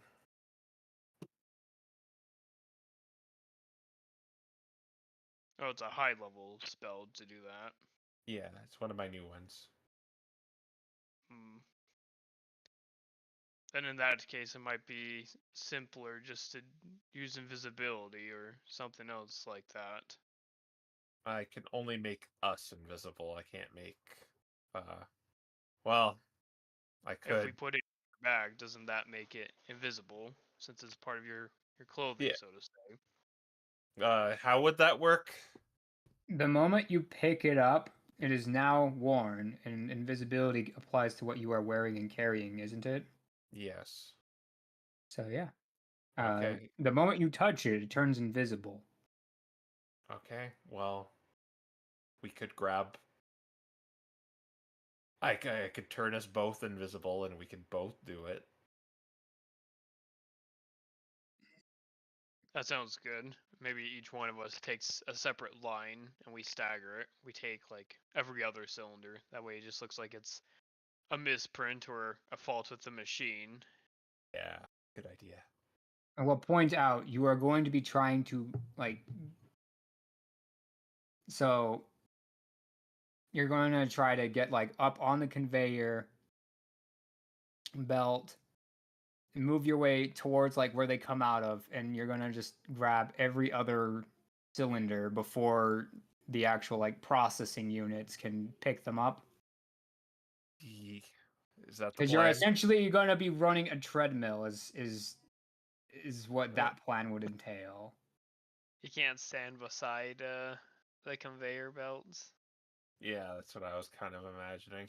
Because like if yeah, because otherwise it sounds like they're just coming out of a pipe. Yeah, that's kind of how it's working, because all of the actual manufacturing part of it is going on inside the forge. This is just kind of where they spit out and then get organized. Unless you want to go deeper in, but this forge is an automatic forge for construction, so it would be a little dangerous in there. So it's just a pipe all the way to where they're the Armada guys are picking them up. It's like you know how in factories and things you kind of have those plastic slats that it kind of like the TSA where it flaps open and the product comes out on this small conveyor. That's more or less what's going on here, and then it just keeps going on the conveyor until the guy at the end picks it up. Okay. An alternative is we could replace the guy that replaces it, or the guy that's. What are they doing with them? Uh, it's kind of like the Wind Waker minigame where grab it and then put it in one of mini tubes and then send it off. There's a lot. There's a lot of these things. We could do that. I imagine that would be more sleight of hand to Yeah, and I'm no quietly slip Max. one in. I'm not like Max is on that. No, I'm not either.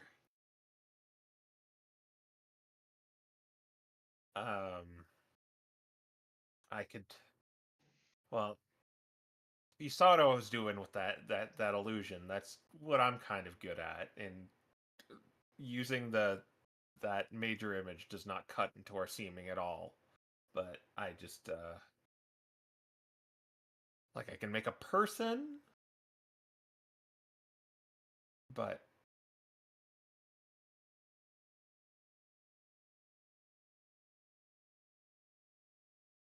Hmm. If you think you can impersonate one, then we can try that. I can probably just run on the conveyor belt and just pick them up as they come by while invisible. okay. Well, you can try that. So I could turn you invisible. It's just I don't know how I'm gonna get them.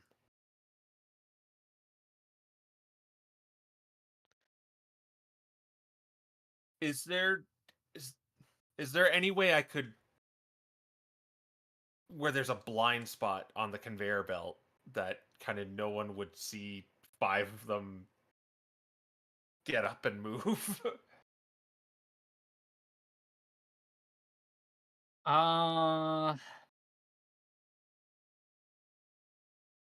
There's not really like a blind spot, but their attention is mostly on whatever's like in front of them. Okay. So more or less, I'd make them do a perception check to see if they notice. Actually, maybe I could just use telekinesis. That would stagger it, as Quin said. So maybe instead of animate objects, I will, and it lasts 10 minutes, so I could... Yeah, okay. That's what I will do. That's going to be my plan, is to basically make it look... Basically, one's get like I'm going to make one fall off the floor and see if anyone with telekinesis and see if anyone notices, and then basically just go and try and pick it up.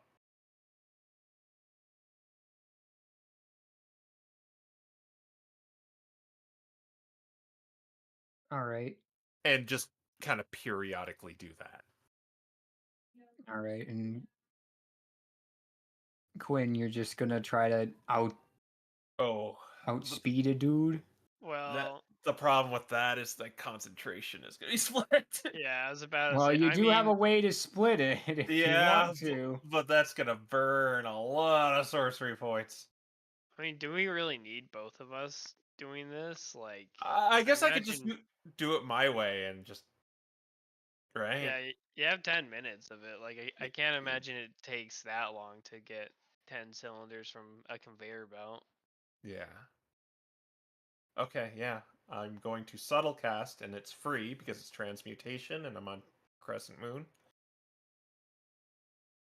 Subtle cast telekinesis, and I'm just basically gonna go around, basically look like I'm like supervising or whatever, and just whenever I see a precarious cylinder, I'll Give it knock a it little onto bit the of floor. help. Yeah. All right. Yeah, I'll go ahead. I'll go ahead and let you do that. All right. So you've made a few of them fall off into little places, make their way past any guardrails through crazy happenstance. Really weird. It happened all in one day. Yeah. Just 10, so I can get 10. Yeah. Okay, yeah, that's what I'll do. Maybe I'll like signal Quinn to go like pick it up while I'm just kind of looking around. Yeah, I will say while you're give me a perception check. Me? Yes, since you're the one who's focused on them the most right now. Yeah. Can I assist him? Well, I guess it's late, but Yeah. All right. I mean, we have a Yeah. reroll if we think this is important. we might as well. I think. Okay. 17. Yeah. All right. You're noticing that there are some exceptionally large pieces coming out from time to time.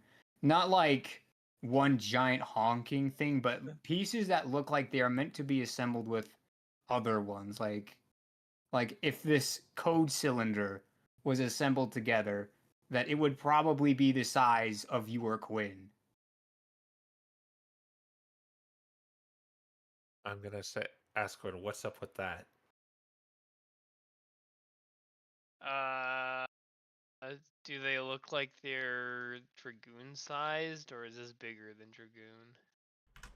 I'm like, no, these are bigger than Dragoon. Like again, these are like the size of you is what Faris's supposition would be if all of these small pieces were assembled together. Like, is this a code cylinder? It looks like a code cylinder. Pieces of that- code cylinder just scaled like- up. like, but you'd like need to put it together to be like a giant code cylinder. Yes. Yes. Huh. And it would be as big as you guys. Like together. Yeah. I'll like look around and see if they have like a mega armada somewhere, or where.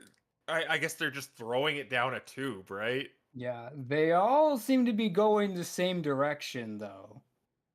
Whenever these pieces come up, no matter where the guy on the conveyor belt is, they always send it to the same place. Yeah, I think they got something big somewhere. I agree. That's foreboding. Does it look like it's being shipped to the center of Skyforge? Yes, since you asked it directly. That might be one of the new prototype units we heard about. The arcane one? Potentially. Ooh. As much as I would like to sabotage that, we got the cylinders. I think we need to kind of assign them, correct? But we gotta wait till we have the prisoners in disguise. The code cylinders that you guys have picked up are from you've more or less intercepted like random shipments. Like Yeah. someone ordered a guy to go to this ship and now you have that and they're gonna print a second one. Wait, are they blank or do they have orders? Because I thought all these were blank because they're for brand new units. These have orders on them. Okay. Okay, so we just have a bunch of cylinders with random grunt orders. We're gonna need to like reassign them. But I think that's just a check off the list though. We have 11. But we just need to reassign them when we get the prisoners. Agreed. I think that should probably be good enough for today. We can worry about reassigning them another time. Yeah. I mean, we got to do that when we actually have the people to occupy them, right? Or could we just yeah, so I think our next order of business is we got to get those prisoners out. Yes. It would be nice to take a look at these prototypes if we have time, but that's not a priority. Yeah. I still have 3 seemings. Or no, I have 2 seemings left in me. 3 if we short rest.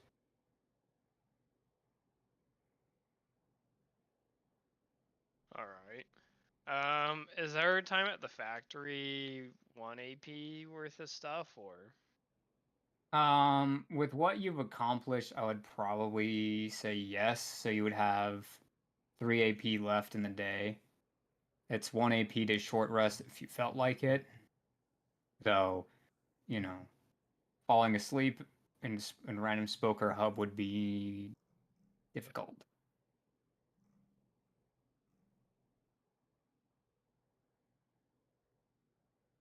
Okay, so we have 3 left because we're going fast.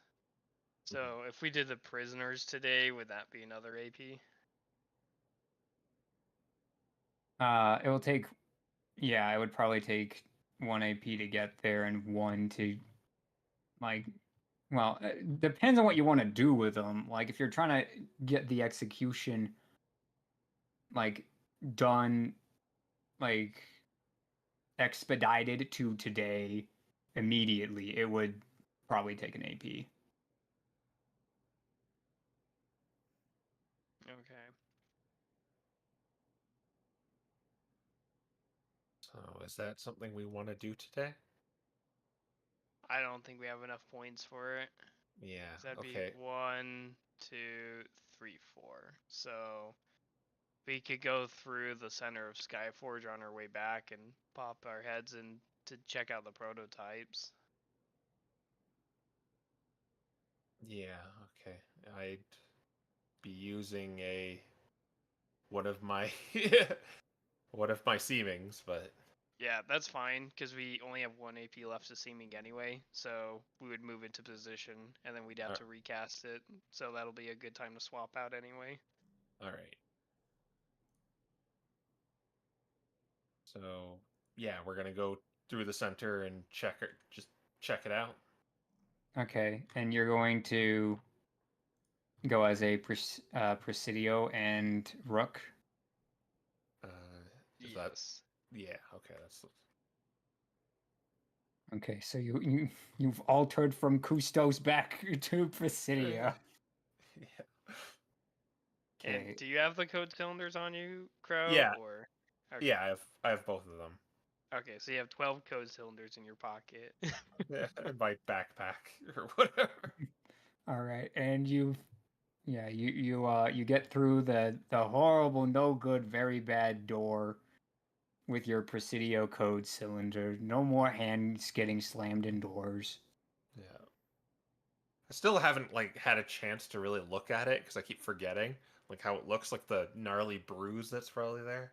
Yeah, you just keep looking down and you just see this clockwork gloved hand every day. I've just forgotten what I've looked like at this point.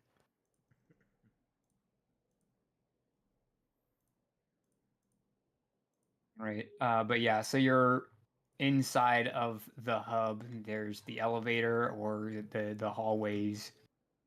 Where do you want to go? um, for my time as a prototype myself, do I recognize or know the path to Bishop's lab?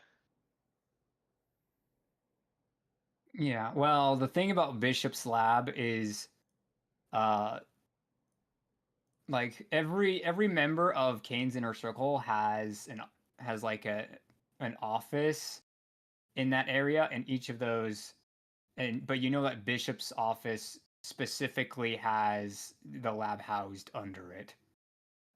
Something else I could do, Quinn, is I can get Luna out, turn her invisible, and she could squeeze into rooms now.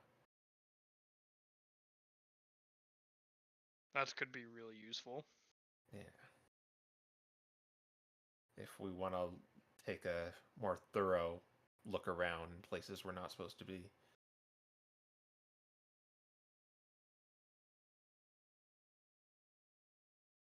All right, that sounds like a good idea to me. Yeah. So the like bat flies out of me and I just turn her invisible. Well, where are we gonna set her forth? And I can see through her eyes and hear through her ears. Are each of these places marked out, or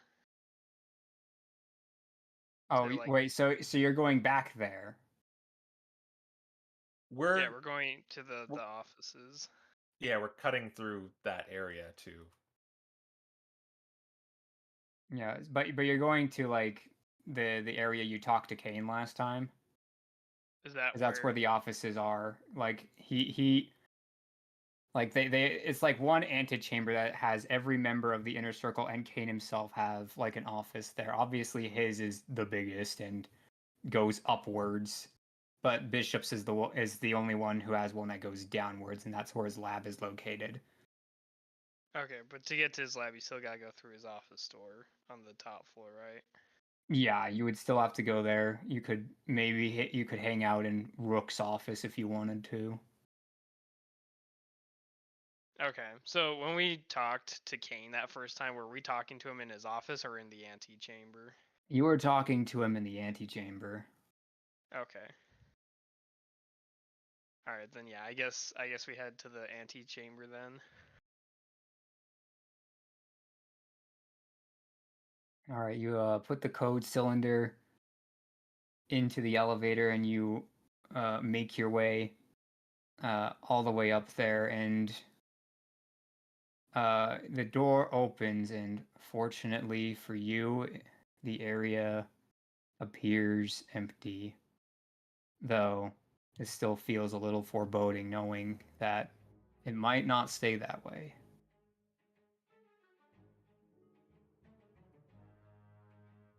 But yeah, each of the rooms are there. You only have, each of them requires a special code cylinder. You only have rooks, but you're here. What do you do? Okay, so let me just be clear on what this thing can do. On each of the doors, is there a narrow space that is an inch? Yeah. I would say that there probably is under like the door and stuff. I don't think that they're doing like Zelda slatted doors. Okay, so the plan is to basically remote control Invisible Bat. Yeah. Do you want to check out Deacon's office? And then I think, as Rook, I can knock on Bishop's office and see if I can get a conversation with him. Okay. Yeah, just tell me what I should be looking for here. Anything, well, Deacon manages most of the politics and espionage of the Armada. So, if anyone's caught in wind about us getting the rebellion or us being here in Valencia, he would probably have that information. Okay. So, it'll be good to know that we're in the clear, and plus, he might have some other interesting tidbits that might be helpful. All right. So Deacon's office, just check for anything interesting. All right, Pretty so much. So summon Luna from the pocket dimension, turn her invisible, and I want to squeeze her into Deacon's office. all right. Deacon is not in the office right now, and it's a very well organized room, unlike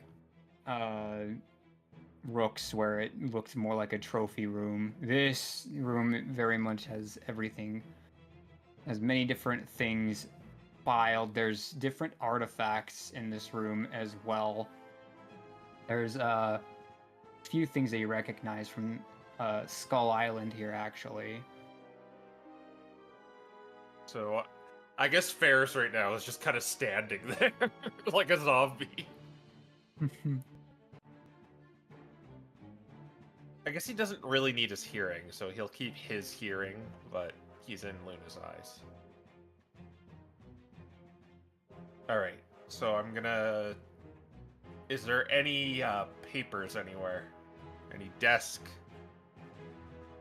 Yeah, there is a good amount of information here, and a lot of the Armada stuff is not really kept in paper, but it very much is here. Okay. But it's kind of like what are you looking for, or where? You said there's a desk. Yes, I should point out there's also like bookshelves of like reports and things too. Okay. I guess check out the bookshelf first. See if there's anything interesting on it. Okay, are you looking for anything in particular? I want to say two things here. I know the latter might be a little more far-fetched, but any sort of plans? I guess that's a little too broad. Nothing in particular, just anything that kind of stands out that relates to what we're doing. Okay. Make an investigation check.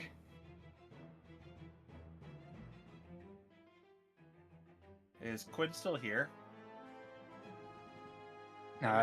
He's hanging out with your body on the outside, I think. Oh, well, I'll say, is there anything I'm going to be looking for here, Quin? I see a bookshelf.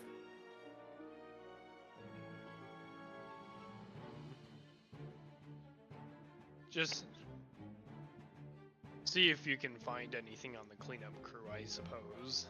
Oh, Or on just- us. Okay. Yes, it would be good to see where Deacon is tracking us. All If he right. thinks we're somewhere else, that gives us an advantage. 14.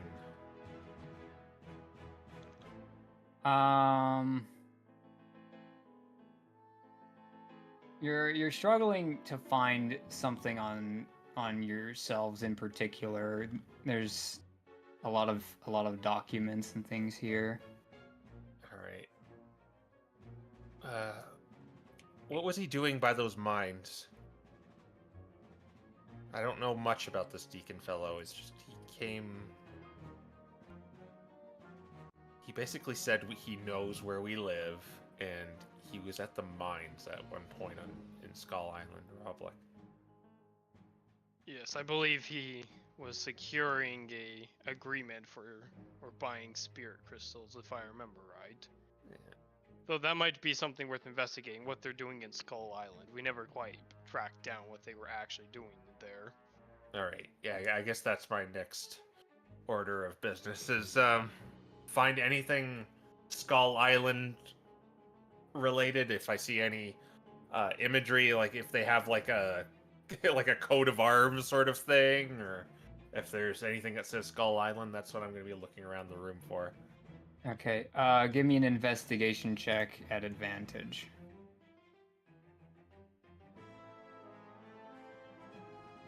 Uh, 16. All right, you are able to find information on Skull Island, and what you're able to read out. Well, you're gonna have to like pull it out. Yeah. I get the bat to like pull it. I guess it turns invisible when the bat. Pulls Yeah, I it guess out. so. Just yeah. So what it says. I'll just paraphrase because I don't want to use my Deacon voice. Yeah. It says that there are 7 black windstone fragments according to Saurian legend, but our attempts to understand where each one was not able to be translated before we lost the outpost. And then the next thing about it says that the amount of spirit crystals and saurian quartz that the Armada has been able to procure from Skull Island should be sufficient for finishing the grand design.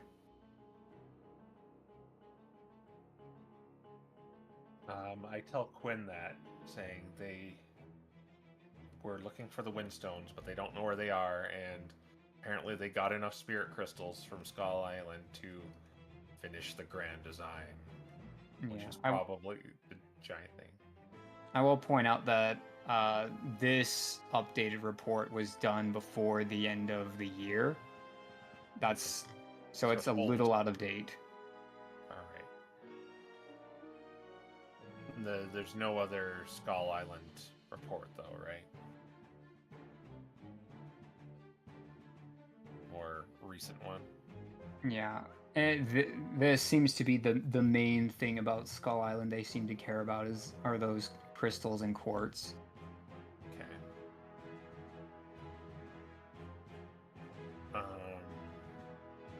Is there anything else we should look up? I also put it back where I found it. Okay.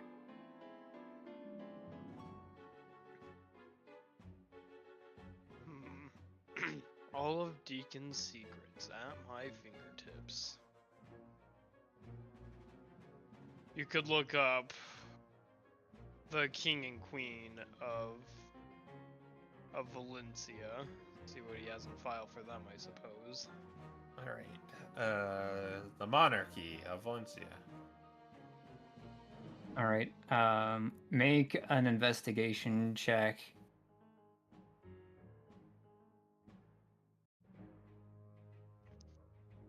Eight. Yeah, you're not able to find much of value on the monarchy. Yeah, I can't find anything on that. That's fine. Is there anything with the mission at hand we could figure out?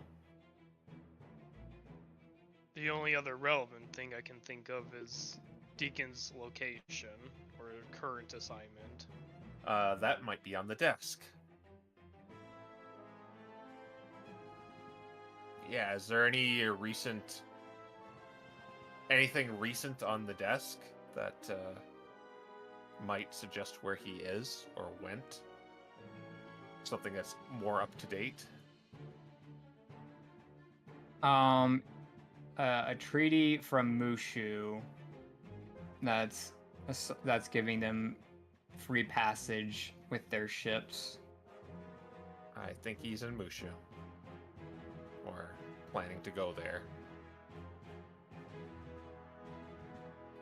But that is where the executioner is going, I believe, or where we're supposed to go.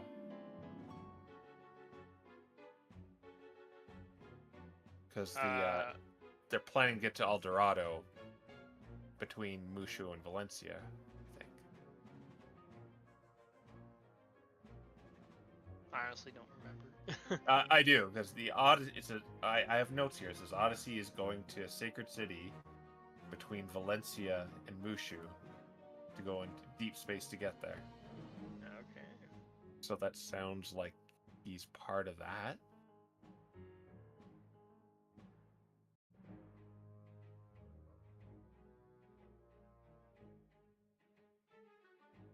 I don't know. I don't know what else to look for. I think that should be good enough for now. All right. If we wanted to be really devious, we would steal a bunch of incriminating documents of him ordering the assassination of the noble classes, but that's probably going to be trickier and raise alarm. He's probably destroyed evidence of doing that or hidden it quite well. But that is why we look for secret doors and hidden compartments. And I'm going to look for hidden compartments in the desk.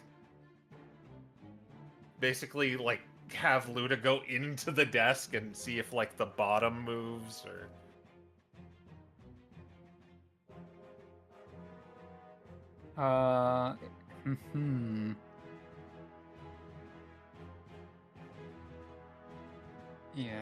Yeah, I guess rules as written, this is a perception check. Alright. Mine or the bats?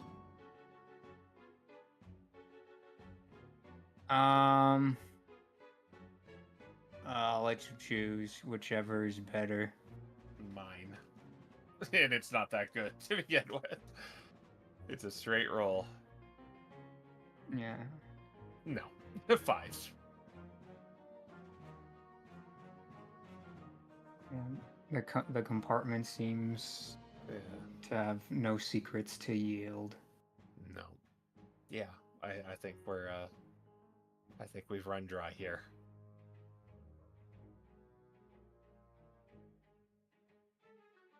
Very well, I think we're good to move on.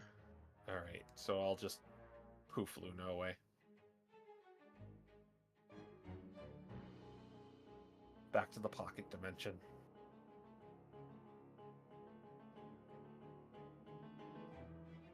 How much time did all that take up? Do we still have time to go to Deacon's spot, or do we have to head back?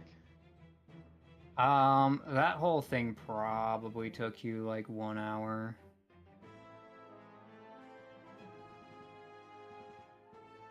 Okay, so like half an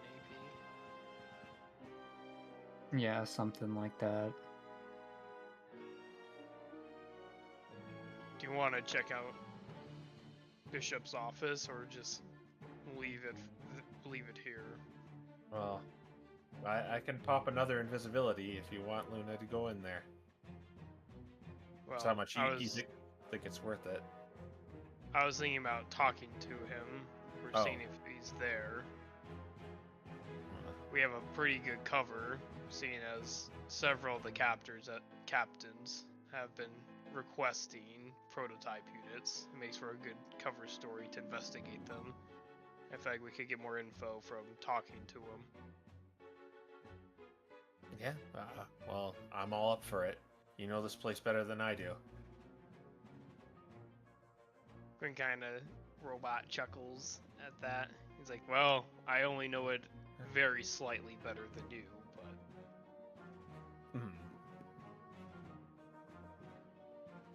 Alright, I guess I'll go to Bishop's door and I guess knock or ring a bell, whatever they use.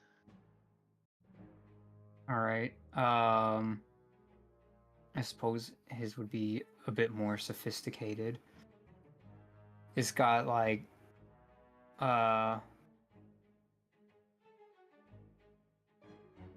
yeah, more or less a Ring doorbell. And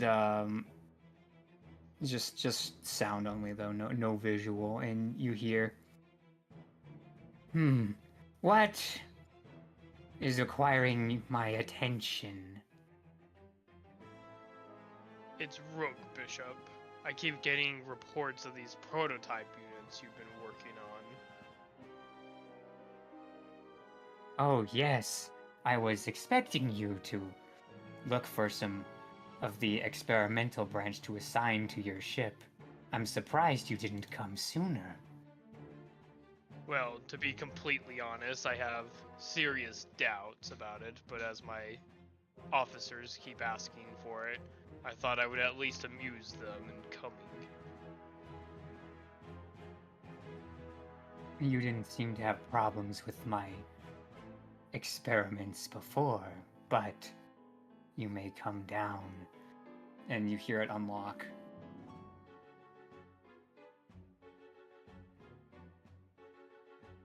Hey, I'll go in. Okay, and in the back there's an elevator. It's not really concealed or anything. Should I come with you?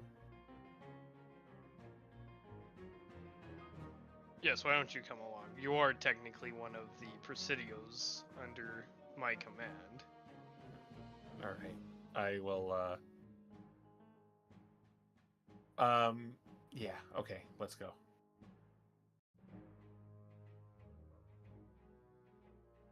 All right. You make your way down, and when you're in the area here, you're able to see all like a bunch of different designs and other things laid out. There's a bunch of other rooms in here, and you see a Clockwork with a plague doctor mask standing in front of you with red and black robes, and he has a staff with two gears constantly spinning around each other.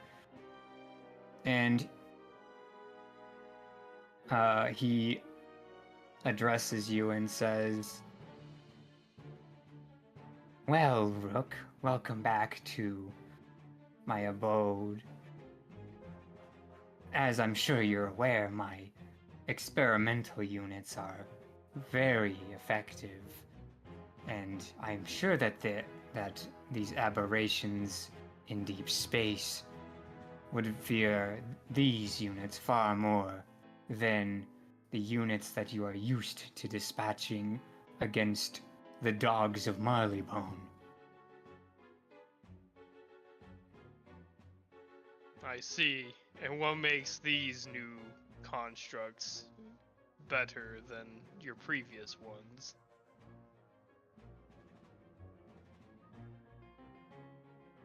Well, allow me to show you some of my improvements since since the platoon of, let's just say, feeble units I sent you last time in Marleybone.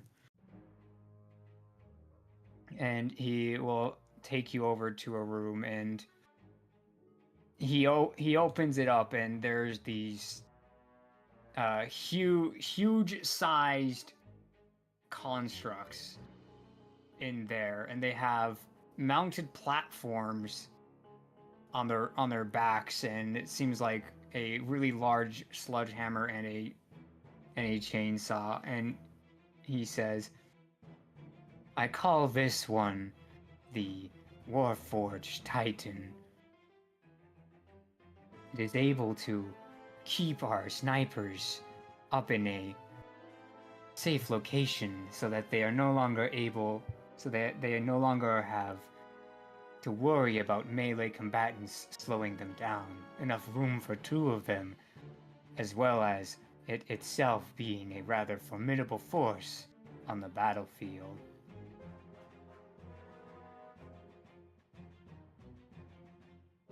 I see. And how securely are the 2 ranged units on top? Are they bolted to its floor, or could they be knocked off? It would be very difficult to knock them off. Only an effect that would push them more than 10 feet at one time would be able to cause such an effect, thanks to the magnetics of the platforms.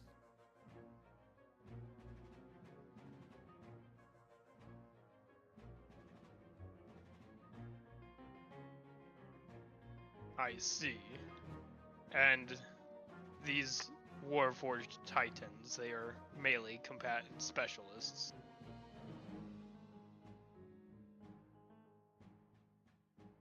Yes, but they have a rather large range, and they are able to attack multiple targets if it suits them. But what they lack in range themselves, the snipers will make up for. An interesting synergy.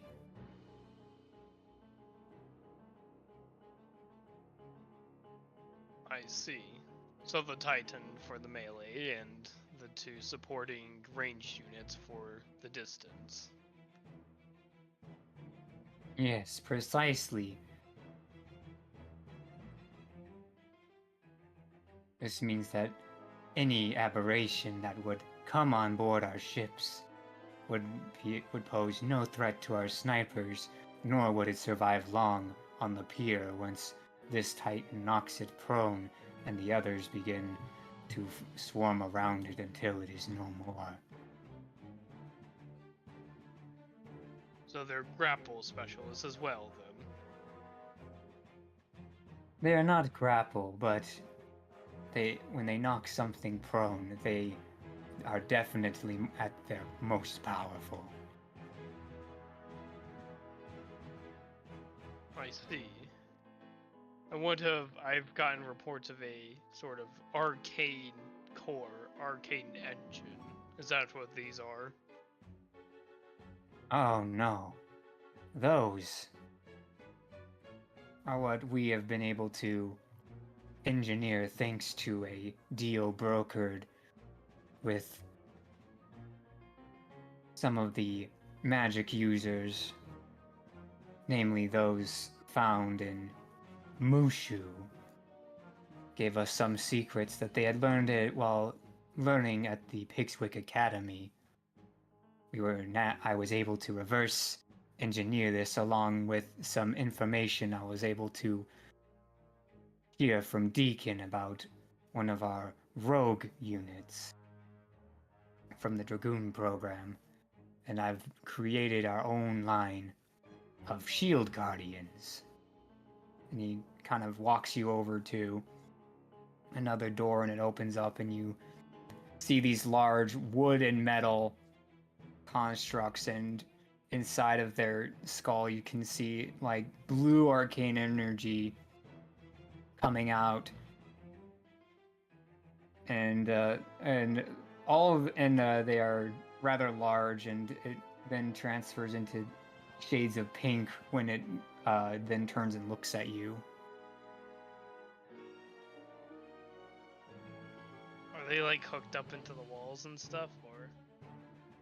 No, they're not. They're not hooked up to anything. Well, they're just walking around, huh? They are free. How big are they? They are large creatures. Okay. A Warforged Titan was a huge creature.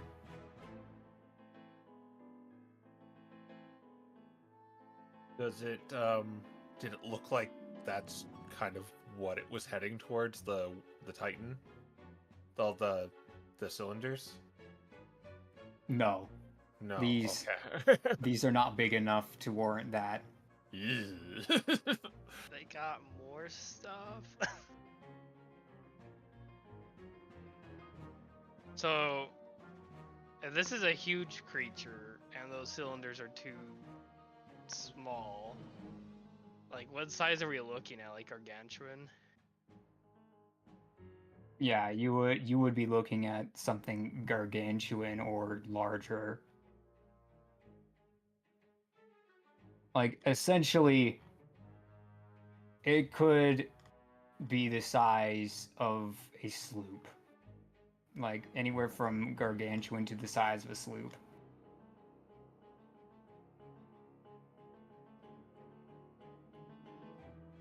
Alright, like Mecha Godzilla, got it.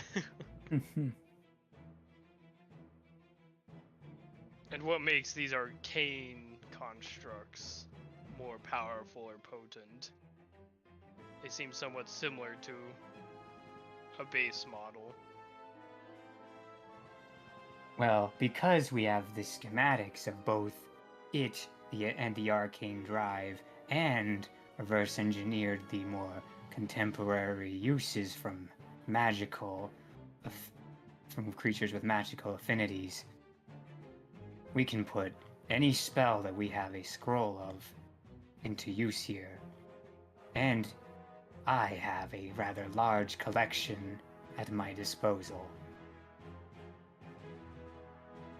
The one thing the Armada lacked, it now has. Raw magical power that does not need to rely on the crutches of artificery. I see. And can it do repeated castings per spell scroll you give it, or is it a single cast? Currently, the drive is only able to support one spell with this model, but I think I can make improvements in time.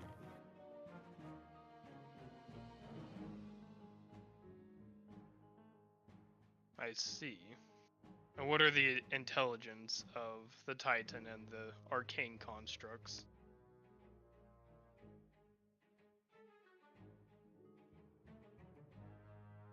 Well, they are to follow orders. We did not need to procure a large change like we have for our own autonomy. So they do not have enough intelligence to go much beyond our normal units. Okay. So, DMs, is that like Presidio level then?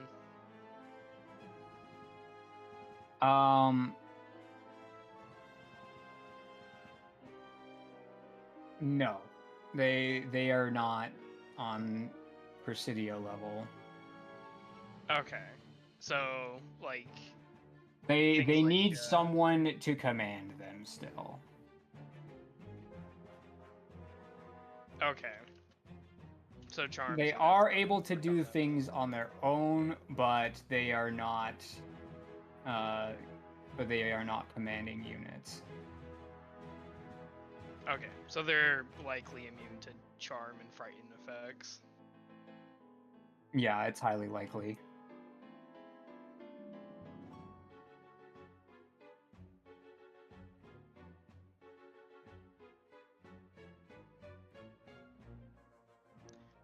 I see. Well, this is quite the stockpile you have here, Bishop.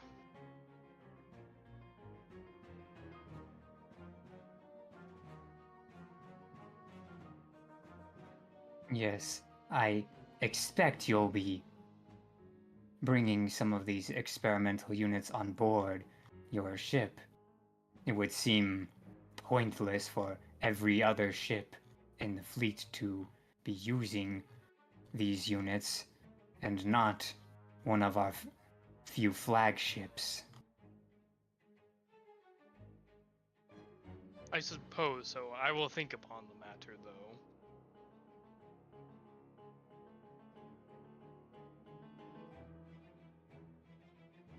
There is something to be said of proving oneself, especially in the most blessed adventure of the Armada.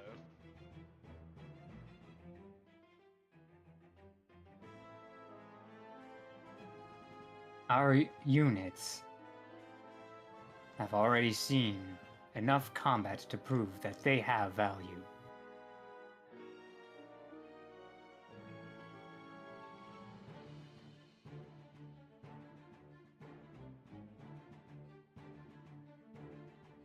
Very well.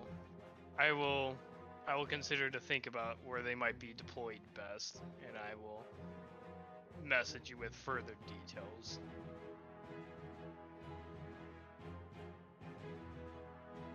Good.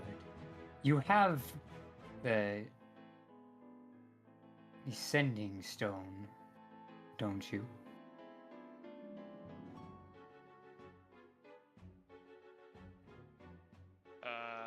Sorry, I gotta check.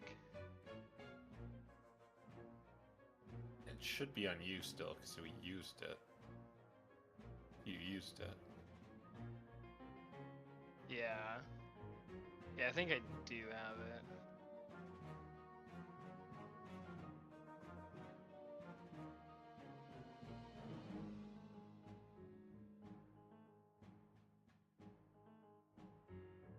I assume I have it, because, yeah, I used it last. I don't see it on my character sheet, so I might have Yeah, just I forgotten mean, to write it down.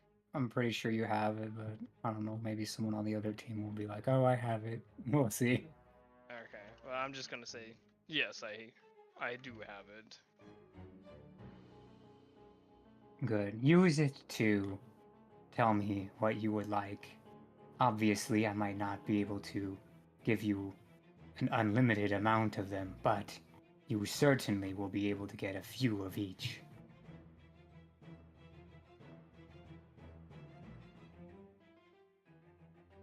Very well. I appreciate the showcase.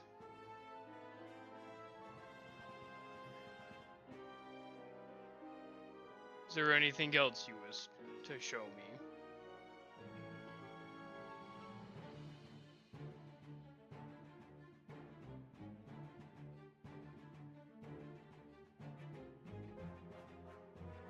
Other than the installments that we have made to your armor,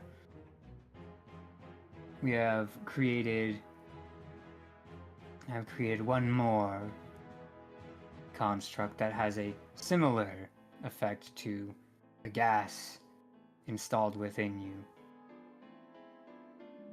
And I've modeled it after some Aquilin legends to bring it to life. And he shows off these bronze-looking bowls that similar to what you saw in Rook had, kind of like that like green haze that smoked out of his eyes, but for them it's their nostrils, and there's a bit of that oxidation going on with them. You said they were bulls, or what do they Yeah, look like? they look like bowls, and Okay. these are also large creatures. So they're just walking bulls. Yeah. Metal bowls? Mm-hmm. They are metal.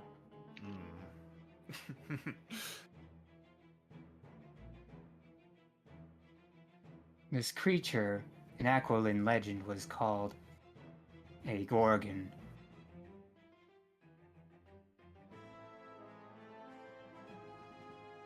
And interestingly I'm unfamiliar enough, with the tale. I don't pay much attention to the mortals. Interestingly enough, they also claimed that such a creature was made of metal. But ever since we were able to stabilize some gases that we were able to procure in some remnants of dragon's breath from the fall of Dragonspire, we've been able to make this one have what we thought was lost with the extinction of the silver dragon. Breath that a weapon of gas that petrifies its targets.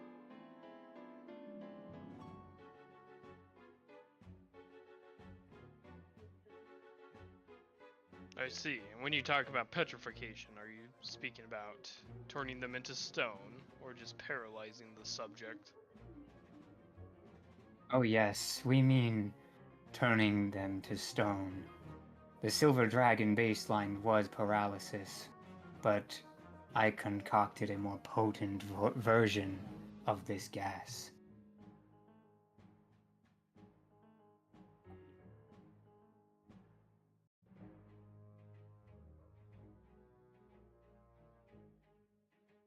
I see. Is Kane using these units already for his division of the fleet? Yes, and there are other units at our disposal. However, these ones are the most readily available. You could have them ordered to your ship by the end of the day, if you so wish. I see. Well, like I said, I need to consider where to best employ them, especially in tandem with my other officers.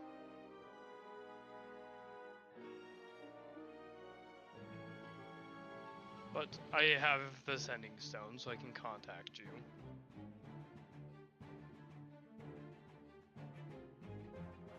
Very well. I look forward to hear what your choices will be. I'm sure you will be, and Quin, disguised as Deacon, will start kind of walking out, and as he kind of approaches the elevator, he'll kind of stop and kind of turning around. He'll ask one last question, like, "By the way, what do you think of the rogue unit that you mentioned earlier?"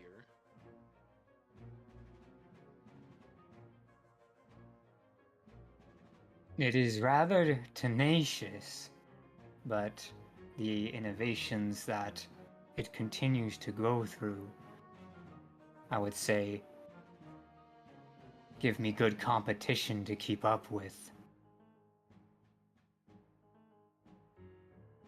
But I think that the inspiration has long since ran its usefulness.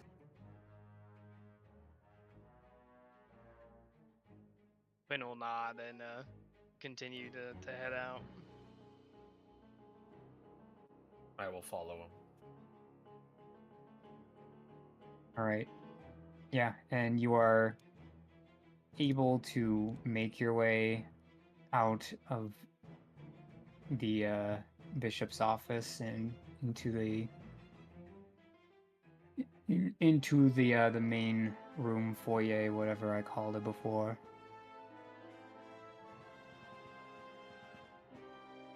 And the door locks behind you. I guess we're kind of still making our way back to... We're going to make our way back to the executioner, so on the way...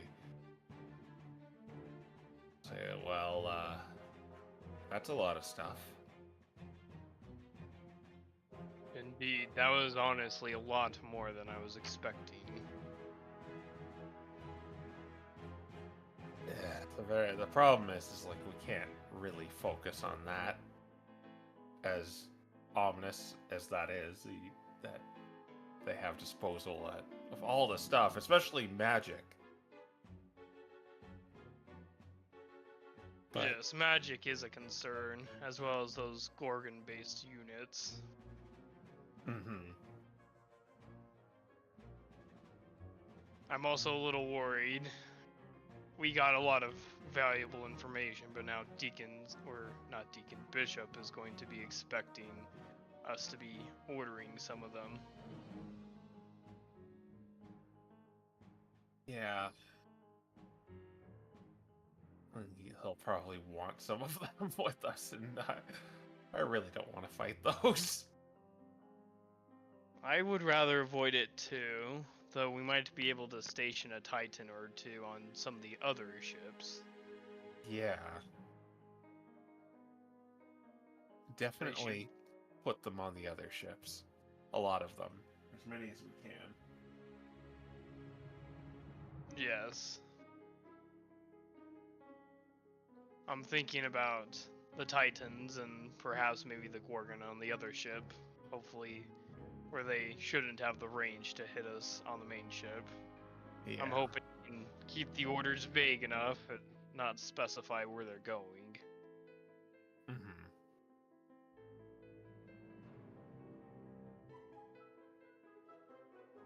At any rate, I think we would be best to avoid the arcane constructs if at all possible. Mm-hmm. Because it's not only us we have to worry about, it's a bunch of prisoners who can probably barely fight or super exhausted. And we need a few of them to survive.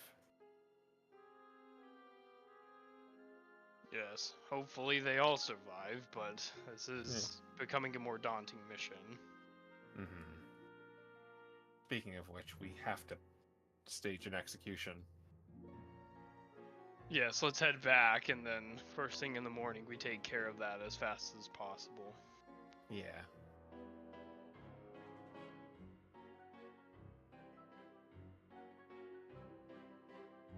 There we head back. That is what we'll do. All right, yeah, you can go ahead and move yourself back to Spoke A. And if we're ready, you can consume and roll. This will move us into the 8th day. Okay, so I'm going to be burning all my spells today because we got to take tomorrow off. Yep. Okay, I'm not going to short rest. I'll just sleep normally today because I'm topped off already. Yeah, I should just to get the sorcery points back.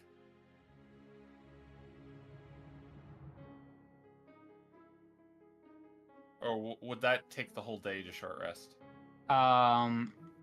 You guys went fast today, so I think you do have 1 AP left over to short rest at the end of today. Yeah, I will definitely do that, just to Sorcerer's Restoration to get back 5 sorcery points. But I will consume. Okay. Okay, this is our big day. Eye on the prize for the prisoners. Very well. Do we want to go fast today to make sure we have enough time? Yeah, so, like, how are we going to do this? We're going to write in the execution for today, right away? Yes, we order it in for today, and then we do it by axe, so that one of us can, ideally you probably, would act as the axe executioner, and then as you take them out, you can throw up an illusion or whatever to have them decapitated or whatever, and then I say we then try the seeming on everyone. Okay, but this is gonna be 5 people, and Correct. I can only make 1 illusion at a time.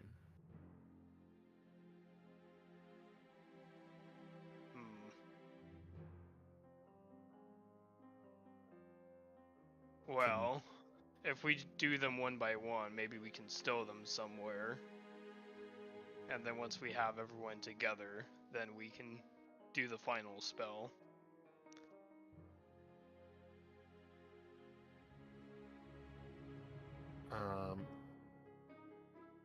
Okay, and another problem here is, let's see. I can only make 4 of them invisible because I used all my level 5 spell slots. I see. Like 4 of them invisible in the same cast. But okay. What I could do, this is going to be a little tricksy. I could do the salute. If we do it one by one, we get one of them on to execute them. I put an illusion of them decapitated, but also, like, how are we gonna move the body? Because there's gonna be a head too. That's fair.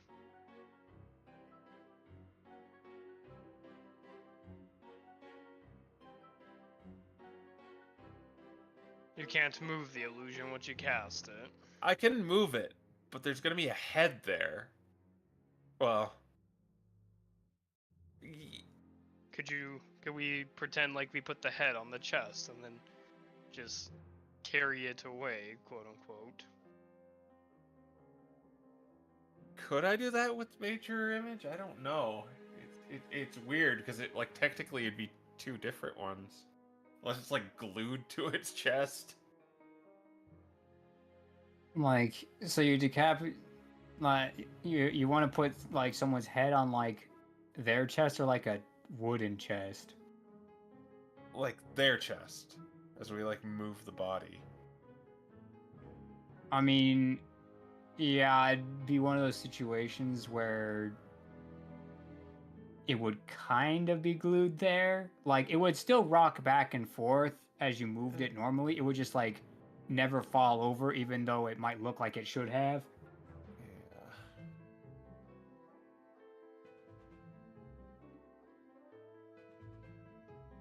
Yeah.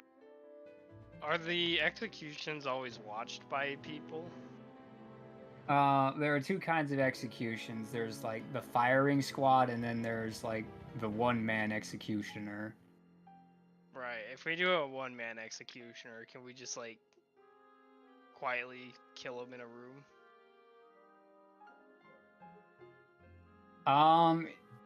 He would be by himself to do the execution. You collect people in a room, and then he just goes bing bang boom, and then he leaves. But he is also definitely armed enough to try to deal with prisoners who get any ideas.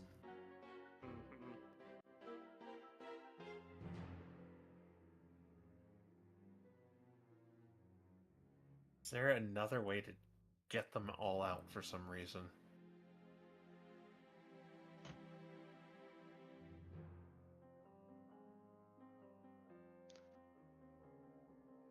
Could we transfer the prisoners somewhere?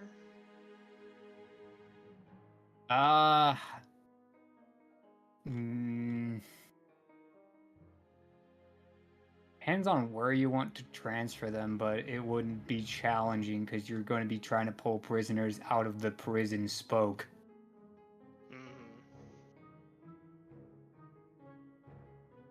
Can you cast those permanent illusions like the max?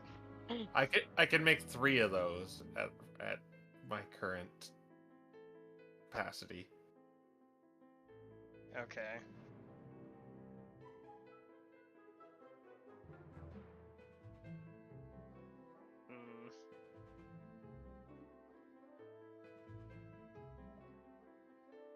And you don't have was it hold creature, right? I don't have hold monster at the moment because I've used all my level 5 spell slots. We have and I need all my sorcery points for, well, I can use, let's just say I have 10 sorcery points and I can cast not mislead, seeming with 5 of them. So I want to kind of keep those freed up. But otherwise I have like all my other spells, which is mainly Major Illusion, is probably the deal breaker here.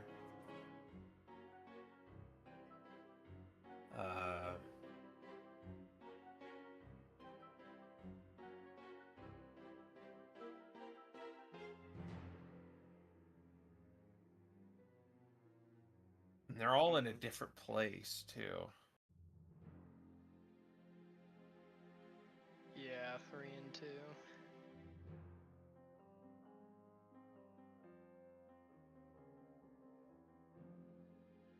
That is a good point too. I can just burn lower level spells for sorcery points as well.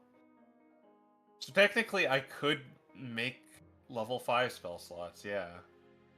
Yeah, those are 7 sorcery points. I think only whatever you have prepared in the book you could cast with 5. Yeah, I mean, like, just kind of killing my lower level spells, like my 1s and 2s and stuff. Yeah. Yeah, 'Cause- I'm an expert. I did it with Sinbad. Yeah, I mean, we could try to take out the guard, then we just have an empty room to ourselves, it sounds like, where But that's a pretty easy switch. if I recall correctly, there's 2 down below, and there's 3 in that prison above. Right, but we would execute all 5 at the same place. Okay, so we're gonna be alone in that room with the executioner and just take him out before he kills anyone. That's an option. I'm struggling to come up with other options that work well. Okay, it's just how much would he be missed? It's the problem. Yeah, that is a big thing. I don't think we have a good way to store the body like the other guy too. Yeah.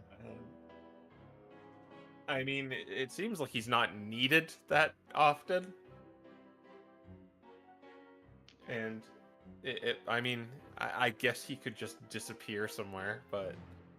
Yeah, I mean, here's another option. If you invisible one of the prisoners on or like right before we get into the execution cell, and then you do an illusion of them and you can actively command it to walk and stuff, you could have it die.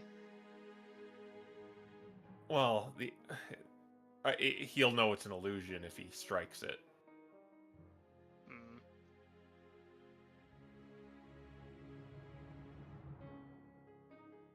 Because as soon as he interacts with it, it becomes like see-through.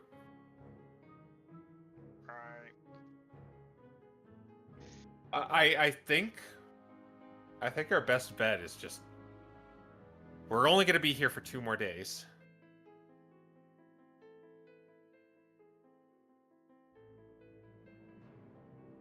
We just need a way to hide this guy.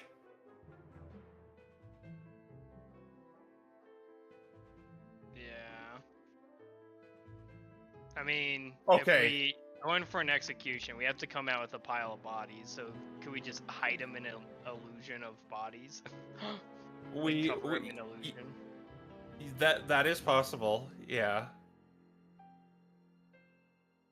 That's we need probably the best way to do it.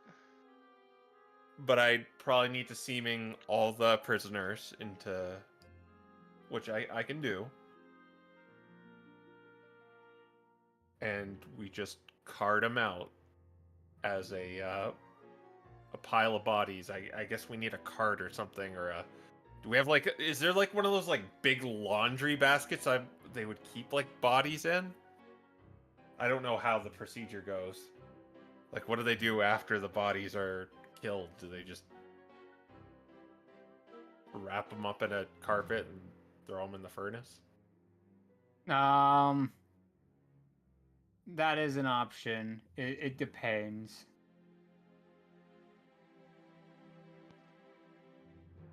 Like, yeah, I don't know what the inside of there looks like. Like, yeah, I don't know what they do with the bodies afterwards. But I'm kind of leaning we should go towards this because all we're going to be doing is just talking about hypotheticals all day. Yeah. Alright, do we want to go fast to get there? Yeah, let me melt some spell slots down. Okay. Oh, okay, so I'm gonna. So it looks like we'll head over there, we'll check it out. If there's a furnace for the bodies, that makes things easy. Otherwise, we'll just hide them in a body pile, and it sounds like we'll just have to fight them. Yeah. So I'll Do you turn have silent. silence as a I do have. spell? I have silence, but it's concentration. So I can silence up the room if Okay. you want me to do that. Does seeming concentration? No, it is not. Okay. Yeah, I think you probably hold him, and then if he breaks 3 free, you can silence the room, because I should be able to hold him in place with Sentinel. All right, just give me the go to if I need to put silence up. Cool. Yeah, if we don't kill him by the time the hold is gone, I would just throw up the silence. All right.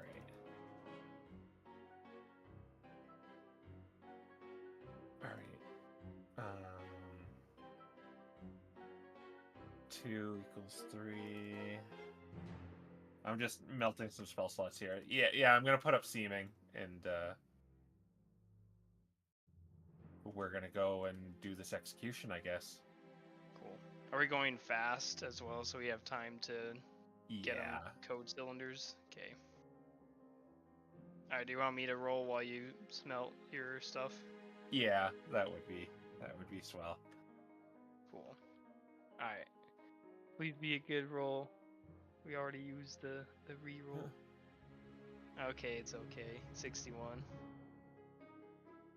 All right. 61. Yeah, it's middle of the road. You're all good.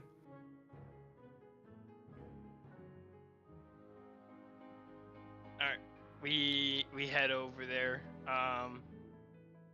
Yeah, so when we head over there, I want to, if possible, I want to, as Rook, order the execution for the 5 prisoners that we chatted with. And if possible, I want to get that with the single axe executioner, and do it in a room that has a furnace for the bodies, ideally.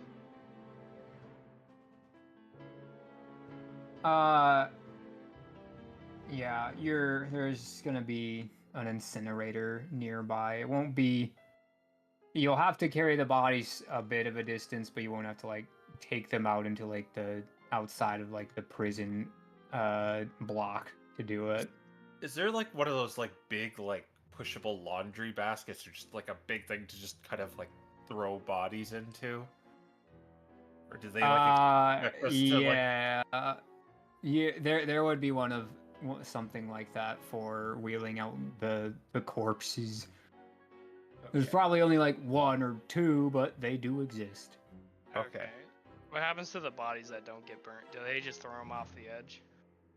It depends. Sometimes they'll just ship them back to from whence they came and be like, "Oh no, he had a terrible accident." Okay. And what do you think about this, Crow? Why don't we get a room without a furnace, and then you can just illusion of pile bodies. We'll just throw his body in the middle of that, and then we'll just throw it off the edge. Okay. I mean, It's there's just- not really like an edge to throw them off of. Like they take you to a room, they kill, and then they load up the bodies, and then they take it to an incinerator. Yeah, I say we just Alright. kind of do that. Alright. Yeah, we'll go. Then we'll request a single axe executioner, the 5 prisoners in the execution room with the furnace.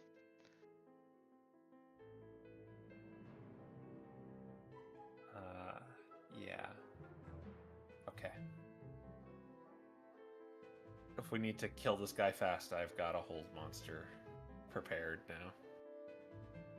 All right. So you're putting in the order to bring the 5 prisoners to this room and the 1-axe executioner. Yeah. All right. And yeah, so you hear like the squeaking and all that stuff, and they tell you he's received the order and he's gonna perform the execution. Okay. I'd request we be there too. Yeah, Obviously. I'll put in that request, and if we have time with the prisoners before the executioners shows up, I would like to kind of give them a really quick rundown of the situation and tell them as soon as stuff goes down to get as far away from the executioner as possible. The only one you could really do that for is like Alfio. Okay. That's fine. I'll tell Alfio that, and hopefully the others will follow suit. Alright. I'll also position Alfio so he's like the first one on the cutting block, because I imagine alphabetically that would be the case anyway. So nice. Yeah, basically I just want the person who's getting axed first to be ready, so that when combat starts they take the dodge action and run away, so no one gets Oppie killed immediately. okay.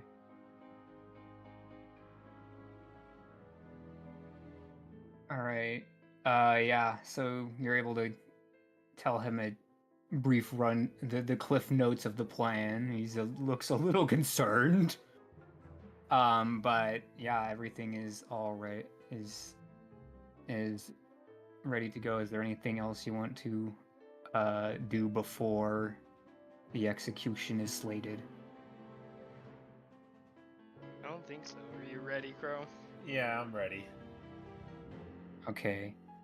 So you make your way down into one of the lower floors of Skyforge, and you go past the one you went last time that was another prison deck, and now you move on to a deeper floor, and you walk down a grated hallway as your footsteps kind of echo across the walls, and you make your way over to a darkly lit room, and you see the executioner with his black arms and orange helmet with his 1-axe in hand, and there's the 4 prisoners lined up.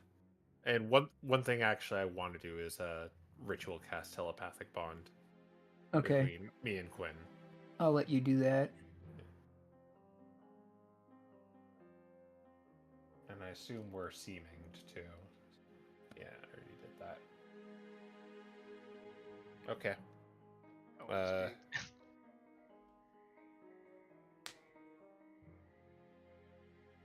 Oh, he's really big. Well, I guess he's just large. Alright, is this like wall like cut off, or is the whole wall open? It's open. It had to be open for them to get in here. Okay, once everyone's in, I want to close it. Yeah. Okay. I will put down that. Okay. And then in the telepathic bond, I'll say you might want to back up a little bit, Faris, so you're not standing right next to him. All right.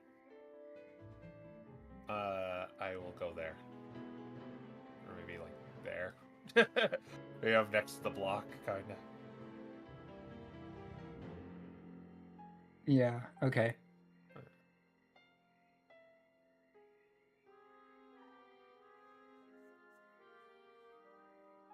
Maybe give a. Okay. What are we gonna do this? Just now, or? Do any of you have any final last words you would like to give? I'll say to the prisoners. And Barino just says, "You hooligans won't control Valencia forever." Alright, while he's like halfway through saying that sentence, I'll through the telepathic bond, I'll tell Faris, no. All right, I have something I'd like to say. My name is Faris Tallow, and I'm going to execute you, and I'm going to cast Hold Monster. But I guess we're rolling initiative. Well, roll Yeah. initiative and we'll end there. Yeah, well, he'll have to make a save because I'm assuming that was a like held action that whole time. Yeah. Yeah. Oh, we should have switched to the other wand. I'm still on the I forgot to say, but I've switched the other one, the beguiling one. That is completely fine. Yeah, I actually okay. was kind of thinking in the back of my head, I was like, yeah, that's my bad for not bringing it up. But yeah, definitely totally fine for you to make the swap. Yeah.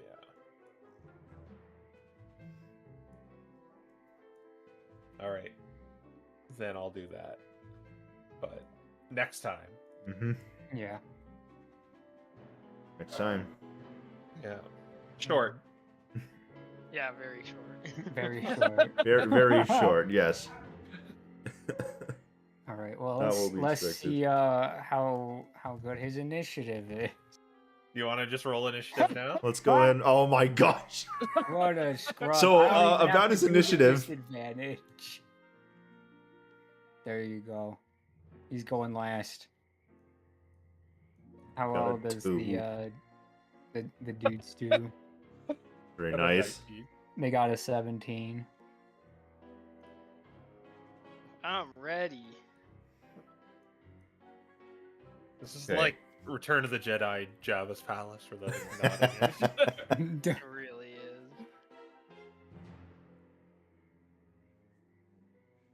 is. Wow.